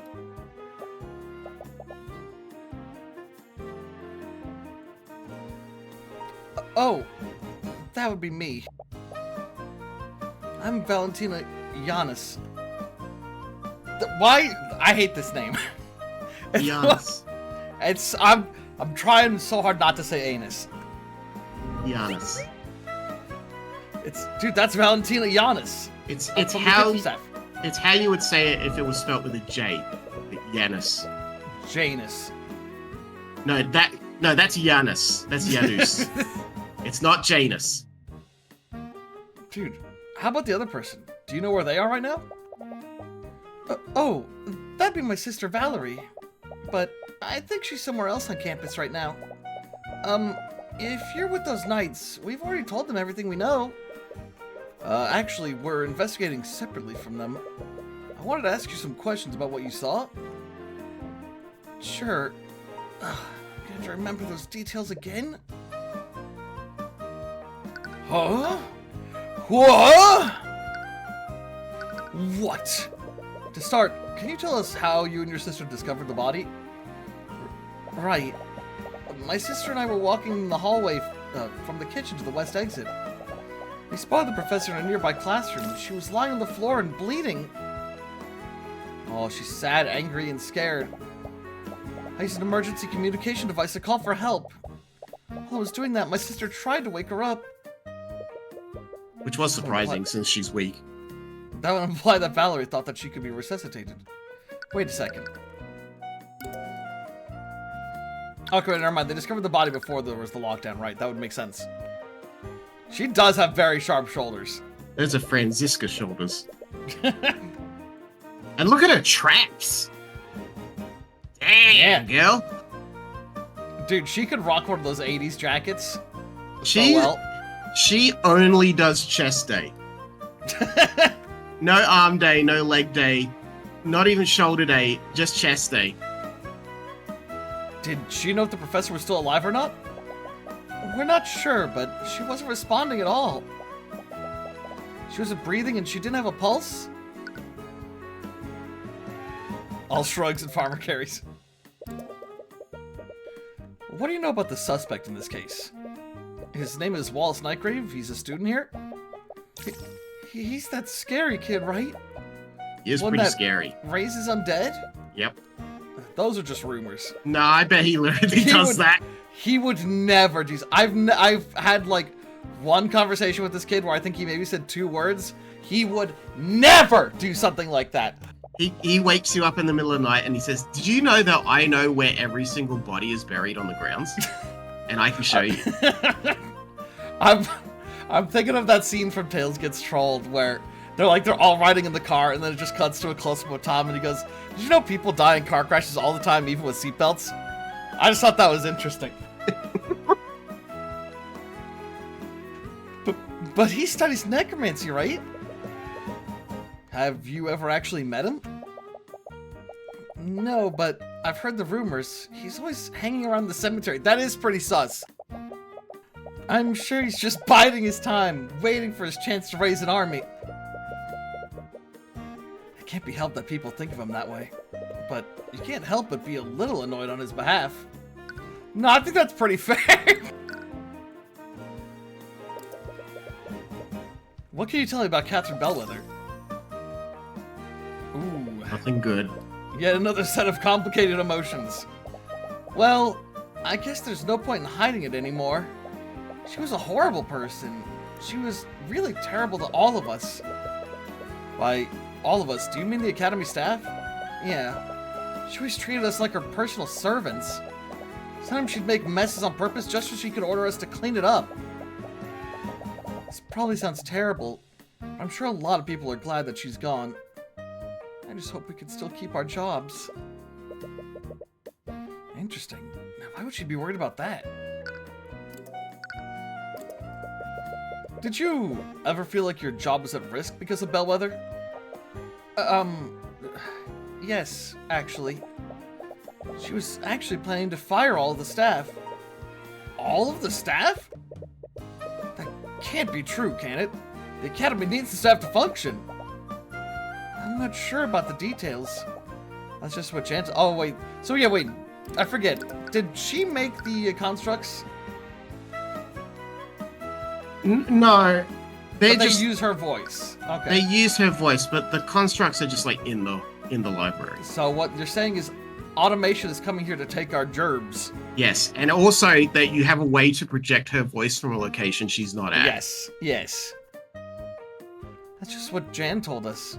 Who's Jan? He's one of the Academy's custodians. You could probably find him cleaning the halls if you look around. Celeste, this room was close to the crime scene. Could you cast Detect Magic and scan for magical traces? We already did that. Sure. Did he just say scan for magical traces? I'll just get out of your way then. You stand there. Wow, she's just bolted out of the room. Dude, she's covered in magic.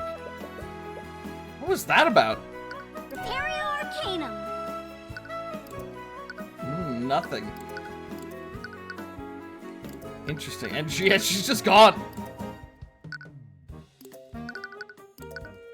Alright, where do you want to go? She's gonna light up like a glow stick when we look at it. Do you want to go to the hallway? Do you want to go to the barracks? Hallway. Let's try hallway. Yeah, hallway. I think Ruby's here. Oh. He spotted Valentina again. Oh. She's speaking to someone in a blue-collar uniform. Wacky witness music. Here we go. Alright, do you want to be this guy? I don't think you've voiced a Yeah. guy in a while. That's the Can you be custodian. the custodian that she mentioned? Jan, where have you been? You still haven't fixed the plumbing in the kitchen sinks. Ugh, someone just died. Can we take the day off for once? You're causing trouble for me and Valentina. Please be reasonable. Question mark. Wait, wait, why is Valentina suddenly speaking in the third person? Oh, hello. Well, so she has a different face look. Yeah. Valentina? Oh, my apologies. I can see why you're confused. I'm not Valentina. I'm her sister, Valerie. Dude, that's Valerie Yanis. You can take you Kitchen can staff. you can tell them apart. They have different facial structure. Yeah. Are you trying to trick us or something? You look exactly the same. I mean, they do look exactly the same. They're just posed differently for our benefit. You remember reading about something Wait a like this minute. before? Twins. Twins, What Basil. the? Twins in a whodunit mystery. What? You two are identical twins, aren't you? I will say I commend Ace Attorney for going 6 games till we got the identical twins in them. That's good. You're both genetically identical to each other. Yes, we are. Wait, this means that she was the one who discovered the body alongside Valentina. She was the one who discovered the body. She's the one. She's the... Since we have you here, do you mind if I ask you some questions about what happened? I'm terribly sorry, but I've already spent a lot of time looking for Jan here. Oh my god, that face. I'm really behind on my work, but Jan was also nearby when we discovered the body. I'm sure you can answer your questions. If you have a chance to object, Valerie quickly walks away. Wait! You want me to go after her? Unsheathed sword. Pretty sure I could catch up to her. No, we don't want to scare those two more than we already have. Dude, that's Jan Huggies. Anyways.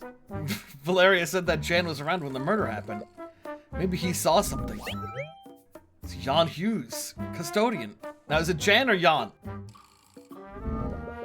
Jan, because he's janitor. Oh, yeah, that makes sense. Jan, was it? Do you mind if I ask you some questions about what happened? Ugh, really? Well, whatever. At least I have an excuse to take a break now. So, Jan, are you a part of the staff here? Yep, I'm a janitor. I clean, and I do odd jobs here and there.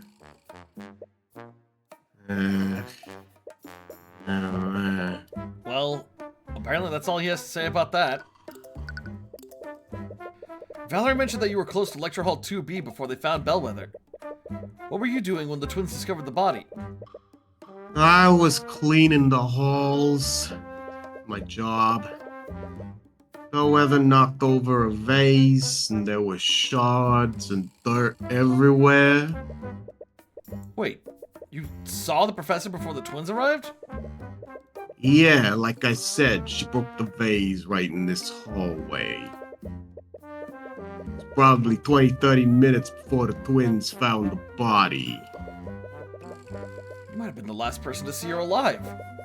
Did you see where she went after breaking the vase? Yeah, I think she went into that room over there. Jan points to the lecture hall that Bellwether was found in. Did you see anyone else enter the lecture hall? I'm honestly not sure. I was more worried about cleaning the mess she made. Well, did you notice anything off about her? She was in a pretty bad mood. But honestly, that's pretty normal for her. She was walking real slow, like a zombie, you could say. Yeah, and then the bellwether we saw that went to the headmaster's office was an illusion. I didn't notice her at first, and she basically shoved me out of her way. After that, she knocked over that vase. Yeah, the fact that she knocked over the vase is important because that's how we know that's her physical body, and the other one's an illusion because we never saw it interact with anyone. I didn't even say anything after that, but she still yelled at me to be quiet. Did you see where she went after that? She yelled at me to be quiet, and it probably came from the library where you got those robots that talk like her, and they would have the line "be quiet" because, you know, they're in the library. But what's more important is, remember when I said that there was this one thin hallway between the headmaster's office and the room she was found dead in? Well, I'm the guy who was standing in the middle of it, and I could tell you no other person went through this hallway. That's my job. That's my existence. I'm here to tell you that she was the only person who went down the hallway. That's the only reason I exist. Not really, but the only thing in that direction is Lecture Hall 2B and also the 7 other lecture halls that are apparent on your map. I can't imagine her going anywhere else. Jan's statement. 30 minutes before the Giannis twins found the body, Bellwether walked past Jan in the West Wing hallway. He was in her path, so she shoved him out of her way. After that, she knocked over a vase and shattered it. Even though Jan didn't say anything to her, she yelled at him to be quiet. After this interaction, she walked into Lecture Hall 2B. And in fact, when I said that I wasn't paying attention, I have already established that if I'm standing in the hallway, you gotta push past me to get through. So that's how we're gonna know no one else came through this hallway. So yeah, that was definitely that's my job. I am the road cast on that automaton. I'm the warp in the middle of the hallway. You gotta pay 10 coins to get out of your way. What can you tell me about Catherine Bellwether? I've heard that she had a pretty bad relationship with the staff. She had a bad relationship with just about everyone. Students, other teachers. I can't think of many people who actually did get along with her. I'm sure you had your own share of bad experiences with her. Yeah, she always yelled at me when I was taking too long to get a job done. I'm 36 years old. I hate to say it, but things are a lot more peaceful around here without her. And I got no arcane on. That's blunt to say the least. But you can't exactly blame him for thinking that. Look how big the buttons on my shirt are. Get these big Valentina mentioned buttons. something interesting. Did you tell her that Bellwether was going to fire the academy staff? In my pajamas. Yeah, I remember that. What made you think she was going to do something like that? You know those arcane constructs in the library? Bellwether was the one that ordered them. Oh yeah, they're so cool. Well, a few weeks ago, I overheard a meeting she was having with the headmaster. What I heard, she was planning to order more constructs and entirely replace the staff. Oh.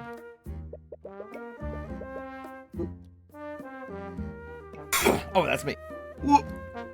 Well, I'm sure the headmaster rejected her proposal. I don't know. From the way she was talking, it sounded like she didn't have a say in the matter. Well, he didn't have a say in the matter. But only the headmaster would have the authority to fire the staff. Why would she be that confident? Don't know. All I know is that she hated having common folk in the schools, even among the staff. Yeah, I'm common. I don't do fancy magic. I just fix the toilet. I'm the flushmancer. She was really miffed that he was hiring common folk from the community center. What if this guy just suddenly goes, "It's turbo time!" It's turbo time! Dude, I installed a toilet just for farts! Has that ever happened to you? You can't even take a shit in your own school bathroom. Supposedly, Bellwether told the headmaster she was planning to fire all the academy staff and replace them with arcane constructs. This plan was overheard by Jan Hughes a few weeks ago. They're not. The constructs ain't part of the turbo team. They You're not part of the turbo team. slowly. Okay, just the doors. It's the entrance to a lecture hall. The door says that it's lecture hall 2B. This is the lecture hall where Bellwether's body was That's a found. hole 2B, but it already is. It's a door that leads into some kind of storage closet. There doesn't appear to be anything of note inside. It's the entrance to a lecture hall. The door says it's lecture hall 2D. Okay.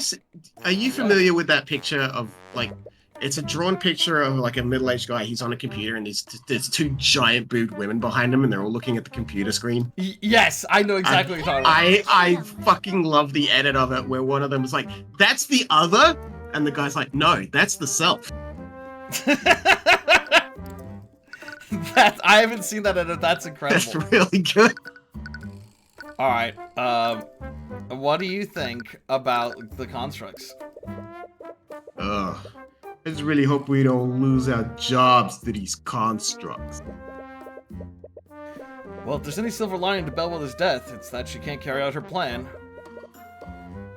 Damn, this is kind of heartless, man. While I do want to catch the real murderer, I don't have much pity for people who abuse positions of power. Well, I can't blame you. I just used my position of power to install a toilet only for farts. I'm sure many people feel the same way. Alright, let's get out of here. We should go to barracks. Just check the foyer one time.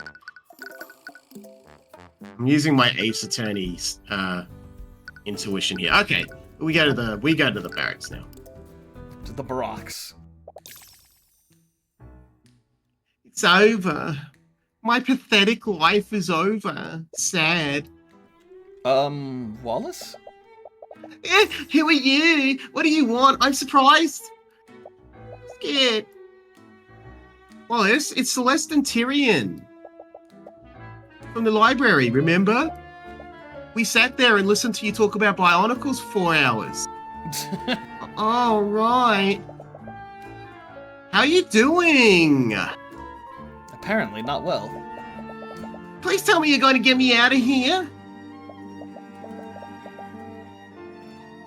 I keep telling them that I didn't do it. But they still won't let me go. I'm sorry, Wallace. But they found traces of necromancy magic on the body. I'm scared. And because of that, they're gonna push your case to trial. What? They're gonna execute me? Sad, angry, scared. It can't be happening. Oh, I feel these walls closing in. I can't breathe. Please, calm down. We know that you're innocent.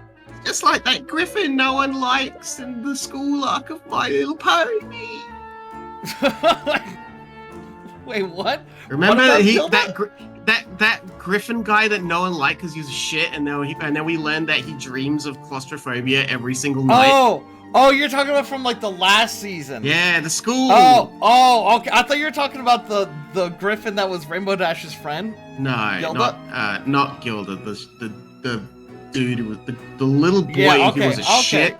And then we learned that his existence is hell because every single night he dreams of his worst phobia coming to him and that he dies in it. And Luna's just watching on eating popcorn. And Luna is like his little Freddy Krueger, saying, "I'm going to torture him, and he will become such an agent of chaos." With that said, would you let me represent you in court? All right. You said you were a lawyer, but I don't really have any money to pay you with. Don't worry about that. For now, let's just focus on getting you acquitted. Why don't you just bring up the undead and they'll give you the worms? The worms are their money. Do they seriously want to help me? Happy! No, they want something from me. They want something from me, but My precious. scared. Well, I guess it doesn't matter anyways. It's not like I have anything else to lose. It's not exactly the reaction you were expecting, but at least he's cooperating.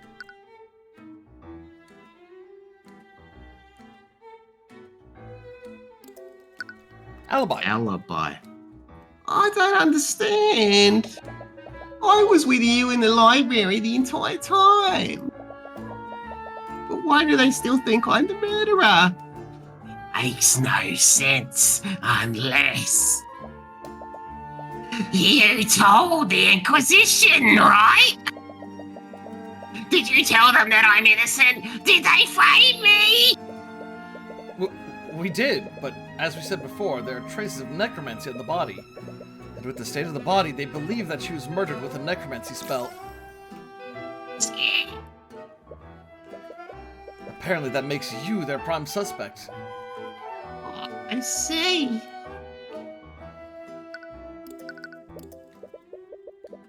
Wallace, we heard about the type of magic that you're studying. Ah! Don't worry. The headmaster explained it to us already.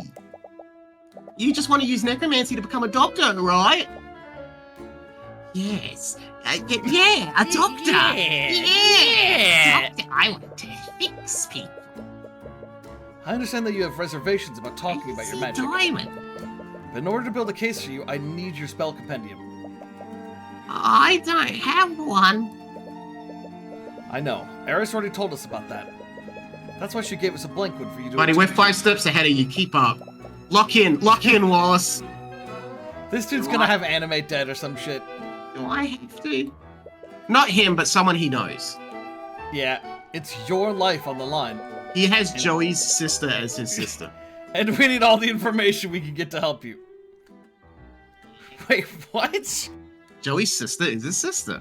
And she's dying, so he's gonna make necromancy to help her. Oh, okay. Sorry, you're right. I'll attune to it. Wallace's spell compendium. I can knew taste it! the I formulas knew it! for the following spells: Prestidigitation, Mend Wounds, Illusory Disguise, Revive, Animate Corpse, and Necrotic Blight. You really gotta know Necrotic Blight.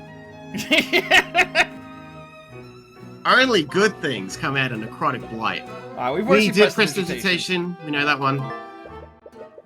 Mend Wounds, Necromancy, Incantation, Men-as. Gesture, none. Duration, 1 minute. It takes a minute. Concentration, no. Heals the wounds of the target over the casting time. Up to a minute.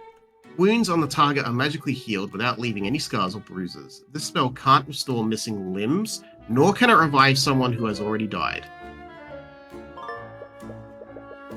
Illusory Disguise. He also has Illusory Disguise. School, wow, you look like you can look like Superman. What is this face? Oh, hello.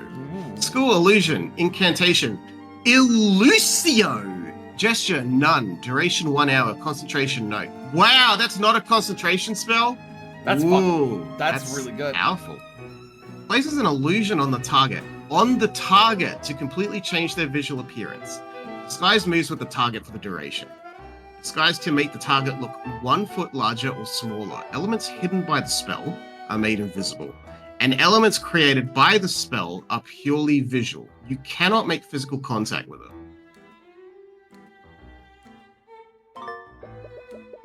Wait, so that mean that didn't Jan say he bumped into Bellwether? So the actual parts of the disguise don't have physicality, but the guy underneath still has tangibility. Okay, true.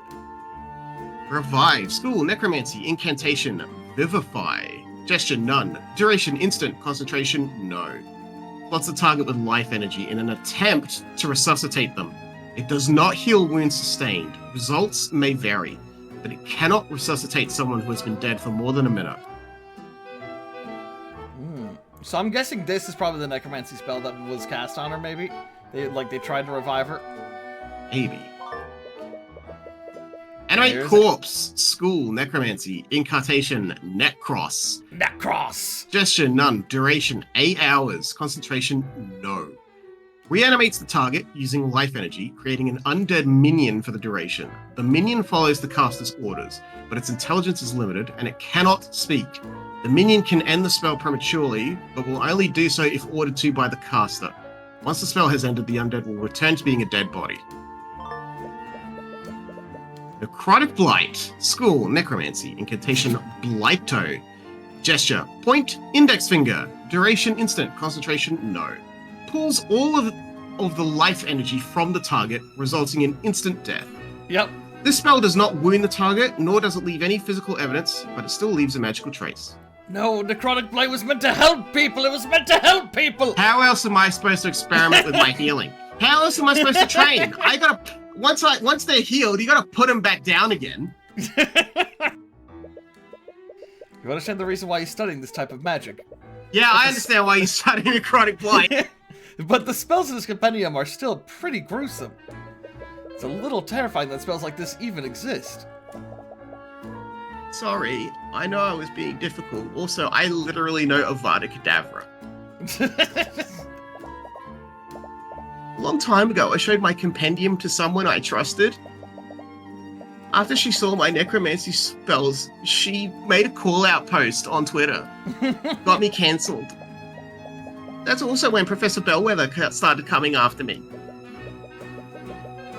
I'm sorry, that must have been hard for you. Oh, that wasn't because of I was a necromancer. That was because she learned I was poor. But at least you had Eris. Yeah, I did. Are we gonna find out Eris only befriended him after he found out he was a necromancer? Mm-hmm. How did you and Eris become friends anyway? Also, I call your friend group Waleris. Another hint of fear from her. Are her fears related to Eris? Oh, it's a bit of a strange story. You know, it's one of those things that wouldn't naturally happen, but the fact that it happened means I'm not suspicious of it. Sometimes the other students would steal the ID number off of my locker. Then they'd switch it with the one on another locker. They thought it was funny whenever the owner got angry with me. Eris had a bit of a reputation around our school. I'm not sure why, but everyone was scared of her, even the students from the nobility. So what's the prank with the swapping ID numbers? Is like, I'm walking down the hall. I'm going to my locker, and I'm like, okay, I'm going to my locker number 7. Let's see, there's number 5, there's number 6, and now, wait a minute! Number 83? What? It might be something different. It might be like the way the locks on it work or something. They swapped my locker around! I can't find it, I don't know where it is anymore! It was probably due to some baseless rumors. Oh, no, that's me. It was probably some baseless rumors. She literally got into your dream, dude, and said, I found you! I finally found you, faker! Faker! The Iblis Trigger! One day, someone switched my nameplate with hers. I am so mad that the name on this locker isn't mine. I'm gonna find this dude and beat the hell out of him. I was so scared when she approached me, I couldn't even say anything. But she didn't get angry like the others. She just apologized and gave me back my nameplate. Yeah, she realized you were a mark, dude. She realized you were weak and moldable. That's what happened. After that, she randomly started talking to me whenever she saw me. We became friends after that. That's nice. It's a good thing he was able to find a friend in a place like that. Wow, I'm studying evil magic, you're studying evil magic. We have a lot in common. So, I have to ask. If it's caused you so much trouble, why are you still studying necromancy? Power! I mean, I want to use it to become a doctor. That's what I mean. A mad doctor! Have you ever wanted to play God? The headmaster told us the same thing. But you could have just stopped after learning the healing spells. Why are you learning spells that can steal people's life force and raise undead? Life and death are two sides of the same coin. That's the key principle behind necromancy. The first undead was actually a failed attempt to resurrect a human using magic. Yeah, I mean, that checks out. Wow, I never knew that. Right now, basic necromancy can only heal injuries and wounds. Well, and But it- revivify. But it can't do anything for... Okay, but that's like... Revivify is just a CPR kit, essentially. I It's a suppose, defibrillator. yeah. It's not Okay, yeah. absolutely going to make them come back. Yeah, and if you use it too many times, their vision turns like all grayscale. Oh, now listen, Ellis. I can tell that you've gone down twice, so I know for a fact if you go down one more time, you're gonna fucking die! We can't do anything for diseases or deformities. If I could just keep studying, I know that I can create a new type of necromancy. One stronger than the others. One that can cure diseases and save lives. It decides who lives and dies. I call it Project Ouroboros. They all said I was mad. Let's see how mad I am when I unleash this T-virus. He specifically wants to cure diseases.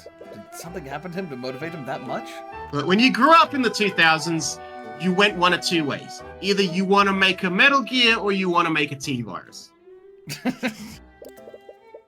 I think I can already guess the answer to this question, but how is your relationship with Catherine Bellwether? It's exactly what you'd expect. Sad and angry.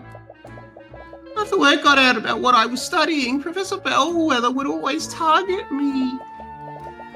She'd start yelling at me for the smallest mistakes. She'd do that to some of the other students too, and she'd focus on the ones that were poor like me. It's terrible. I'd wake up each day, dreading the possibility that she'd notice me in the hallways. I knew how to avoid her and stay out of her sight. But sometimes she'd just come looking for me. I can't believe that after everything that she did, she's just gone. She came up to me, she said, "Smell the gas." But no, I don't want to smell the gas. I smell the gas. You must have mixed emotions about what happened. Wow, you must feel emotions. I was thinking the same thing. I honestly don't know how I feel about it. To be honest, I always wish she would just disappear. Sad. Now it's finally happened, I just feel even more afraid. I feel like she's going to come back from the grave to haunt me. With Bellwether gone, his trauma will probably still linger. I think I'm starting to put things together now. Have you figured something out? Yeah, I just need to take some time to go to my mind palace. The prosecution wants to implicate Wallace despite his alibi. Wow, nice cue. They wouldn't have a reason to do this unless the evidence heavily implicated him. How does the evidence implicate Wallace? We learned that Wallace is a necromancer, and he's the only person at the academy that's capable of high-level necromancy. A magical trace of necromancy was found on the body. There's a trace of necromancy on the body. That means that they think that Wallace used one of the necromancy spells. Even without seeing the traces, it's pretty obvious that magic was used on the body. Right, because there aren't any wounds on it. The autopsy report found no signs of poison or disease. Because Wallace cured it! Oh my god! Oh my god, he cured the dead body. Which spell do you think Wallace used? Oh, did they think Wallace used? If I know Prosecutor Steelwood, she probably already has a theory on which spell he might have used. Well, how do they know what spells he used if they didn't have his compendium? The prosecution will probably argue that Wallace used one of his spells to kill Bellwether. It's probably Necrotic Blight. I think they are aware there is a necromancy spell that is just, you kill them.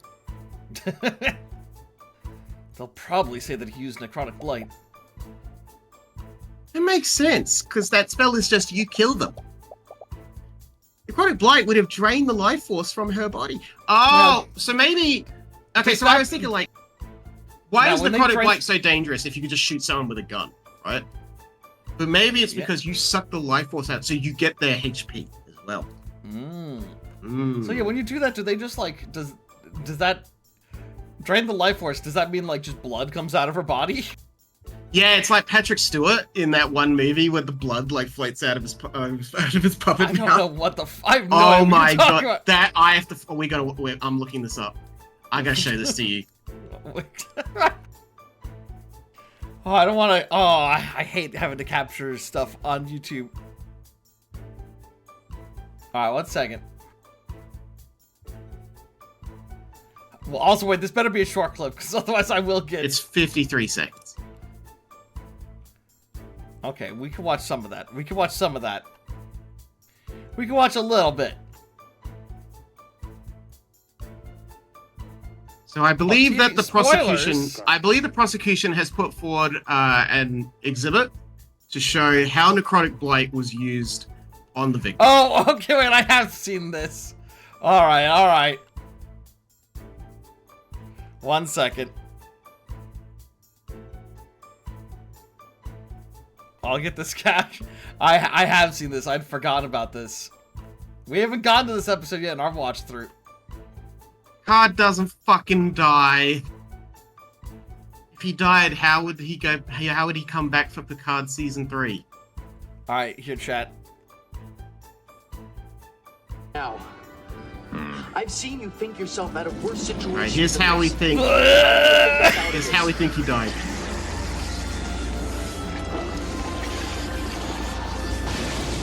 You're not gonna die.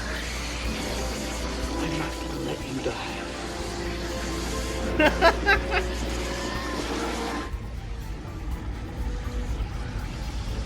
Dude, Riker loves it.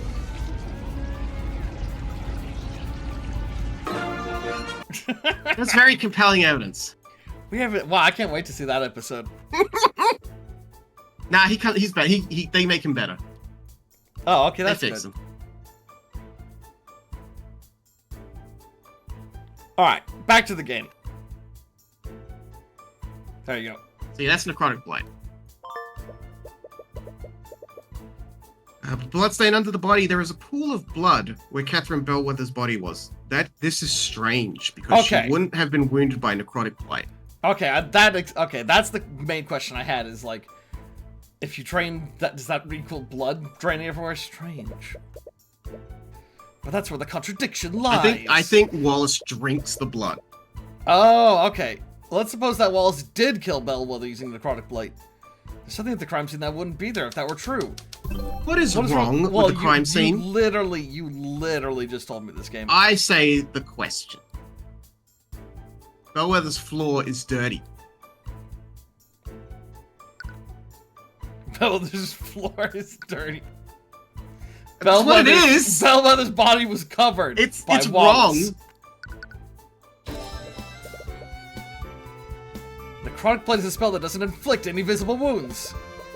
There shouldn't have been any blood on the body. But then, what really happened? That's the last piece. Are we gonna find out that that's why that girl has the bandages all over her arms? Because she was bleeding everywhere? Yeah, well, maybe. And if I had to guess, the information we need is being hidden by one of the witnesses who discovered the body. Valentina. She's definitely hiding something. What is she hiding? Did you notice how she reacted when I asked you to scan the room? Yeah, she ran away. She didn't even try to be subtle about it. She literally said, "Oh, I'm gonna be incriminated. I'm gonna go." The way she reacted, I think she may have been trying to hide herself from your detect magic. Which can only mean that there's a magical trace on her, like maybe some sort of illusion magic. I wonder what she's trying to hide. There's only one way to find out! The next time you see her, could you suddenly cast detect magic and scan her? Alright. You can do that. She's just sitting behind her in the gallery. And you're like, Valerie. She turns around, with fucking black light in her eye. You just go Valerie, and then you go craw craw. That piccolo cannon that takes 12 hours to charge. That's special beam cannon. I need you to keep looking at me for special beam cannon. It's been a while since we talked to her. Valerie also mentioned that they still had work to do today. Also, she works in a kitchen. Like, she's got access to blood. She And might be back knives. in the Academy's kitchen now. And butter. Oh, wait, hold up. Detect magic! Arcanum. Alright. Thought maybe he might have a reaction.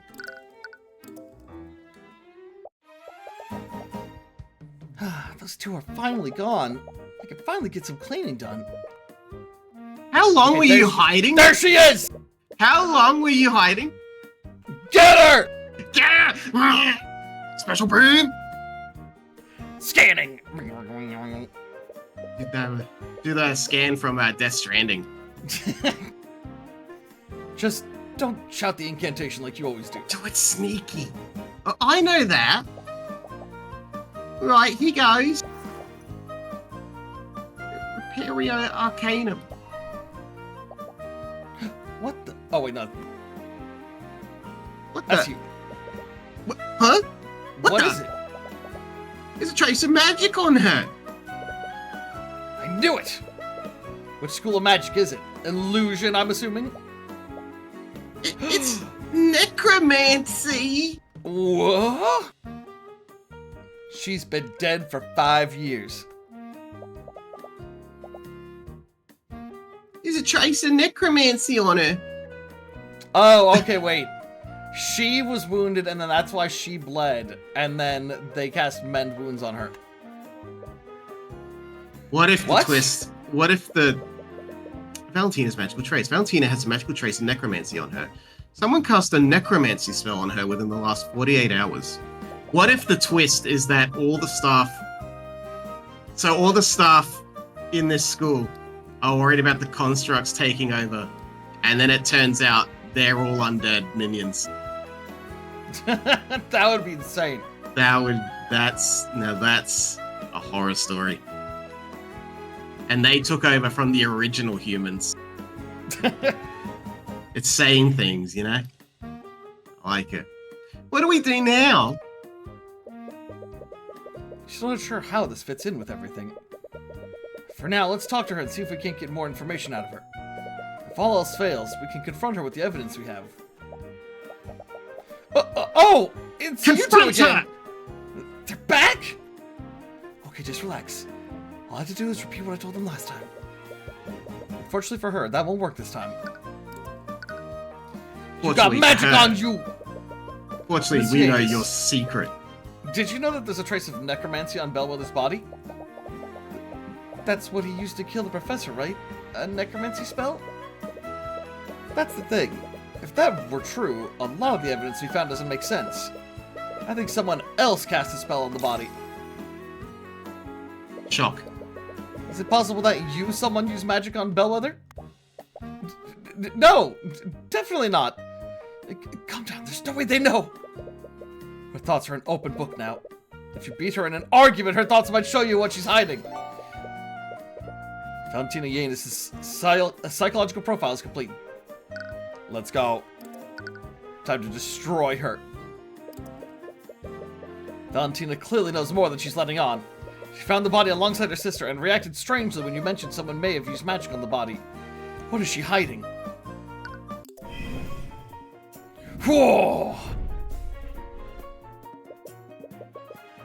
Miss Yanis, from the very beginning, I felt like you've been hiding something from us. Also, what's her profile?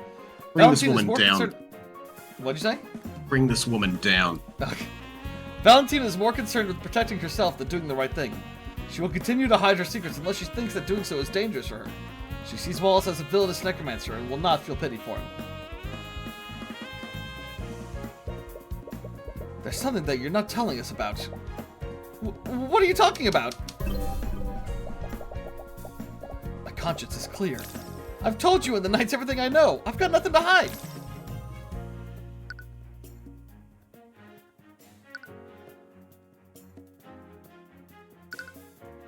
Oh, God, wait, it doesn't say what we're gonna say. Didn't last time it say what we would say? Yeah, it did. This is fine, though. Okay, yeah. You know hide her secrets. So I she think thinks- it's the... Can you put that... I need to read those words, sorry. Oh. What do you need to see? Profile. Oh, okay. It says, Valentina is more concerned with protecting herself than doing the right thing. She will continue to hide her secrets unless she thinks that doing so is dangerous for her. She sees Wallace as a villainous necromancer and will not feel pity for him.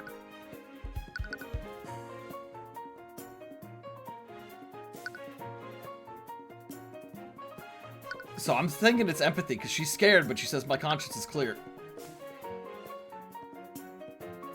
Yeah. Yeah, because you gotta tell her, yeah, just tell her, yeah, you're right.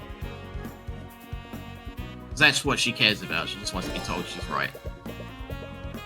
Miss Giannis, it's clear to anyone how nervous you are. I can practically see the fear you're emanating right now. Just tell us the truth. Fear. It'll be a lot easier for the both of us. Well, let's say I were hiding something, which I'm not, by the way. I don't have to tell you anything. Why should I tell you anything? I know my rights. Okay, here we go.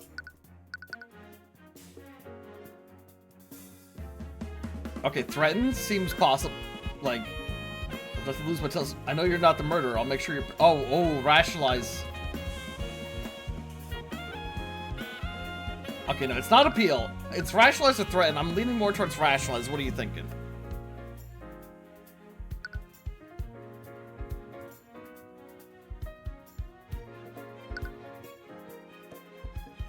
Because this is gonna. I'll make sure you're protected. She's concerned with protecting herself. More than doing the right thing. Yeah, oh, yeah, so yeah, and then threatening her won't do anything because she's well, I don't care about doing the right. Yeah, it's rationalize. Okay. You have nothing to lose by telling us what happened. I know that you're not the murderer, and I'll make sure that you're protected. Why would I ever trust you? I just met you today. Oh, fuck. Okay, threaten her. Yeah, okay, it was threatened. Pull Fuck! out your gun. She's right. She has very little reason to trust you. Alright, that said, you fucking idiot. I was trying to be nice. Do it the hard way. You've already given your statement to the Inquisition. If the truth comes out, what do you think they'll do when they realize you lied to them? Who are you protecting, Miss Giannis? You talk a big game, but I bet you can't actually prove anything, can you? You think I'm lying to protect someone? I don't even know any mages, and I definitely didn't see anyone use magic on the body. Alright, we're just gonna present the fact that she has magic on her. Yeah. Can't hide the truth from us, Miss Giannis. What? You said that you've never even seen a necromancy spell before? If that were true, then why is there a trace of necromancy on you? Wait, what? There's a trace of necromancy on me?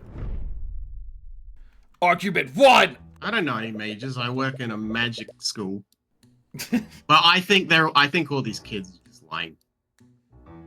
Well, she's not. She doesn't know any of the kids. Like, she's not allowed to see them.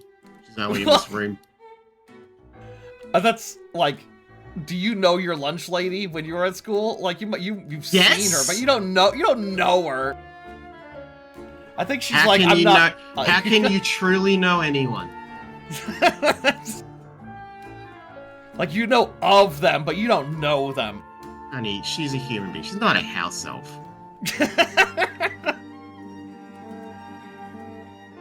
What? Did she not know about the spell that was cast on her?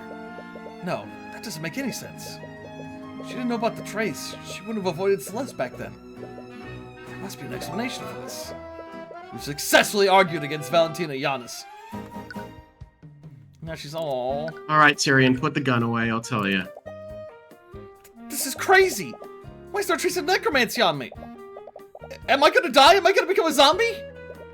Yes. Strange. Is she really unaware that a spell was cast on her?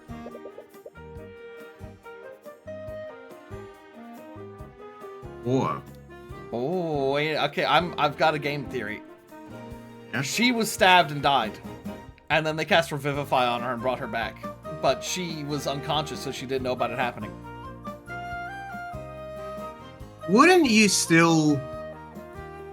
I think that's correct. But in that, wouldn't you still remember that you felt something extremely sharp enter your body? I don't know. Maybe we'll find out something. It might be something where, like, you know, like when you die, like, you know, maybe you lose some of your a little bit of memories or something. Oh, it just, Or maybe she was stabbed from so behind. happens that there's this little thing that happens when you get stabbed in this world. Or, you know, maybe she was stabbed from behind in a vital spot and just died very quickly. Or is she playing dumb? Maybe. Maybe Bellwether's not dead at all. Why doesn't Valentina know that the spell was necromancy? She knows that someone used magic on her, but she doesn't know the spell was necromancy.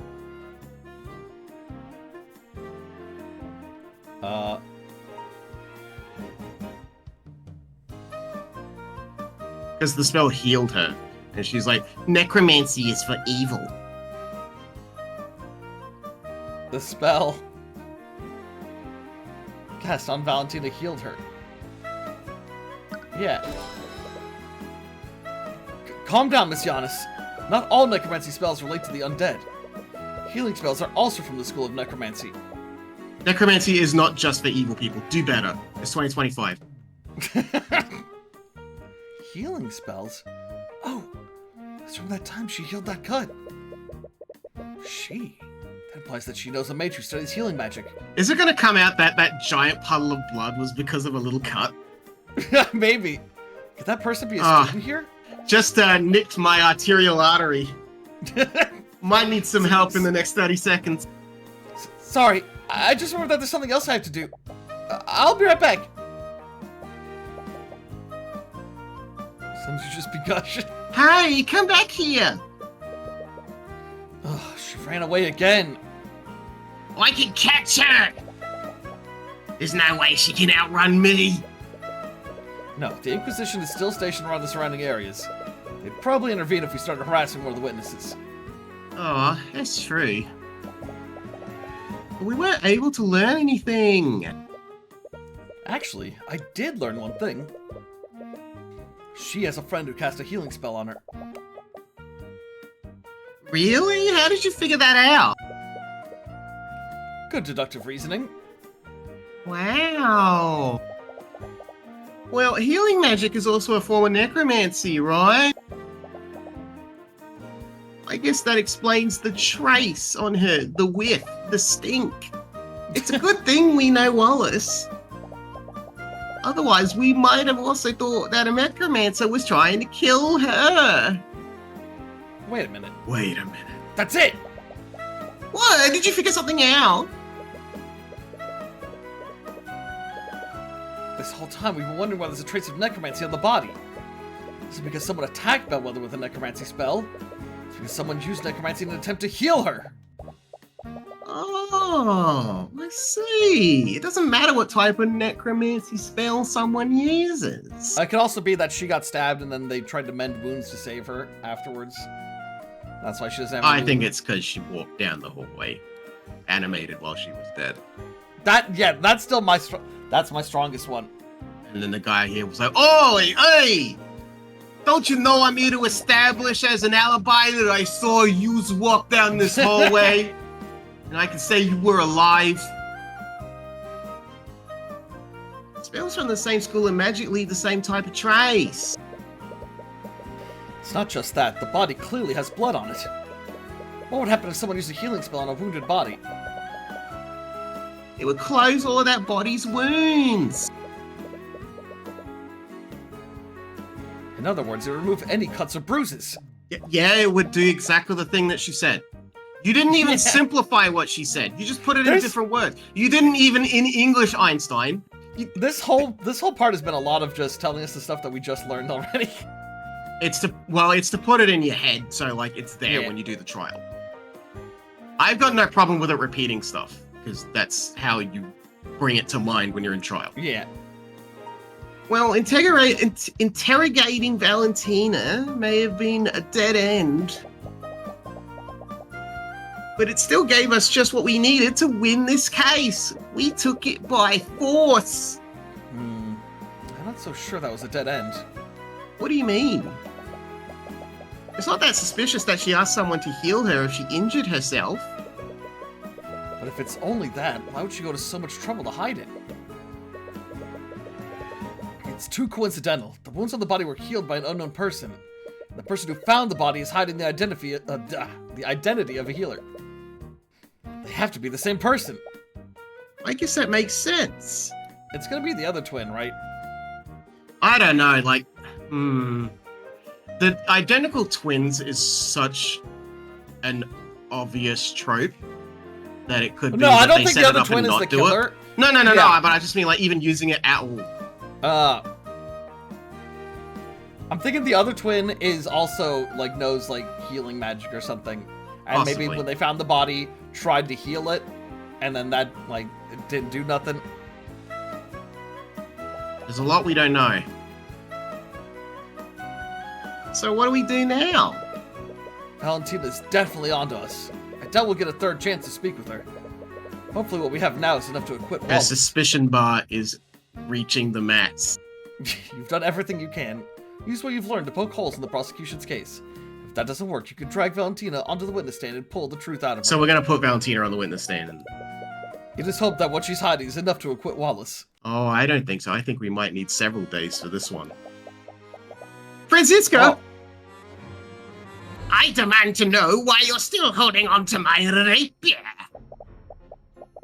It's a precious family heirloom and I want it back. Okay, well that rapier is gonna be. I'm gonna integral regret evidence. doing this voice. It's evidence. It's evidence in the current case. Evidence? The professor was killed with necromancy. Was he though? Was she though? Was she? She's doing like the Larry David, like.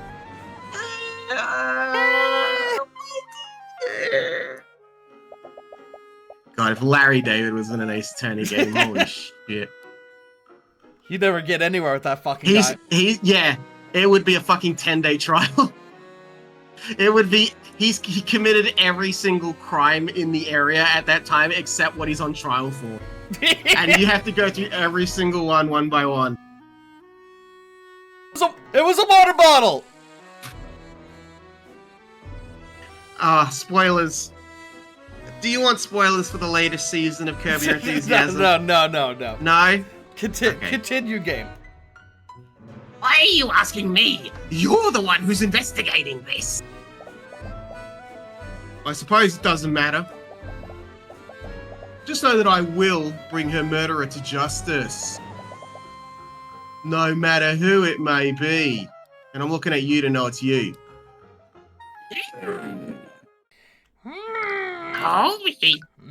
Oh, honey. Yes? My throat is done. You sorry. want to call here before we start the trial? Yeah, and it's always good. I like. We'll set You know up what? the trial for That's next fair. week. That's fair. I think that's good. Yeah.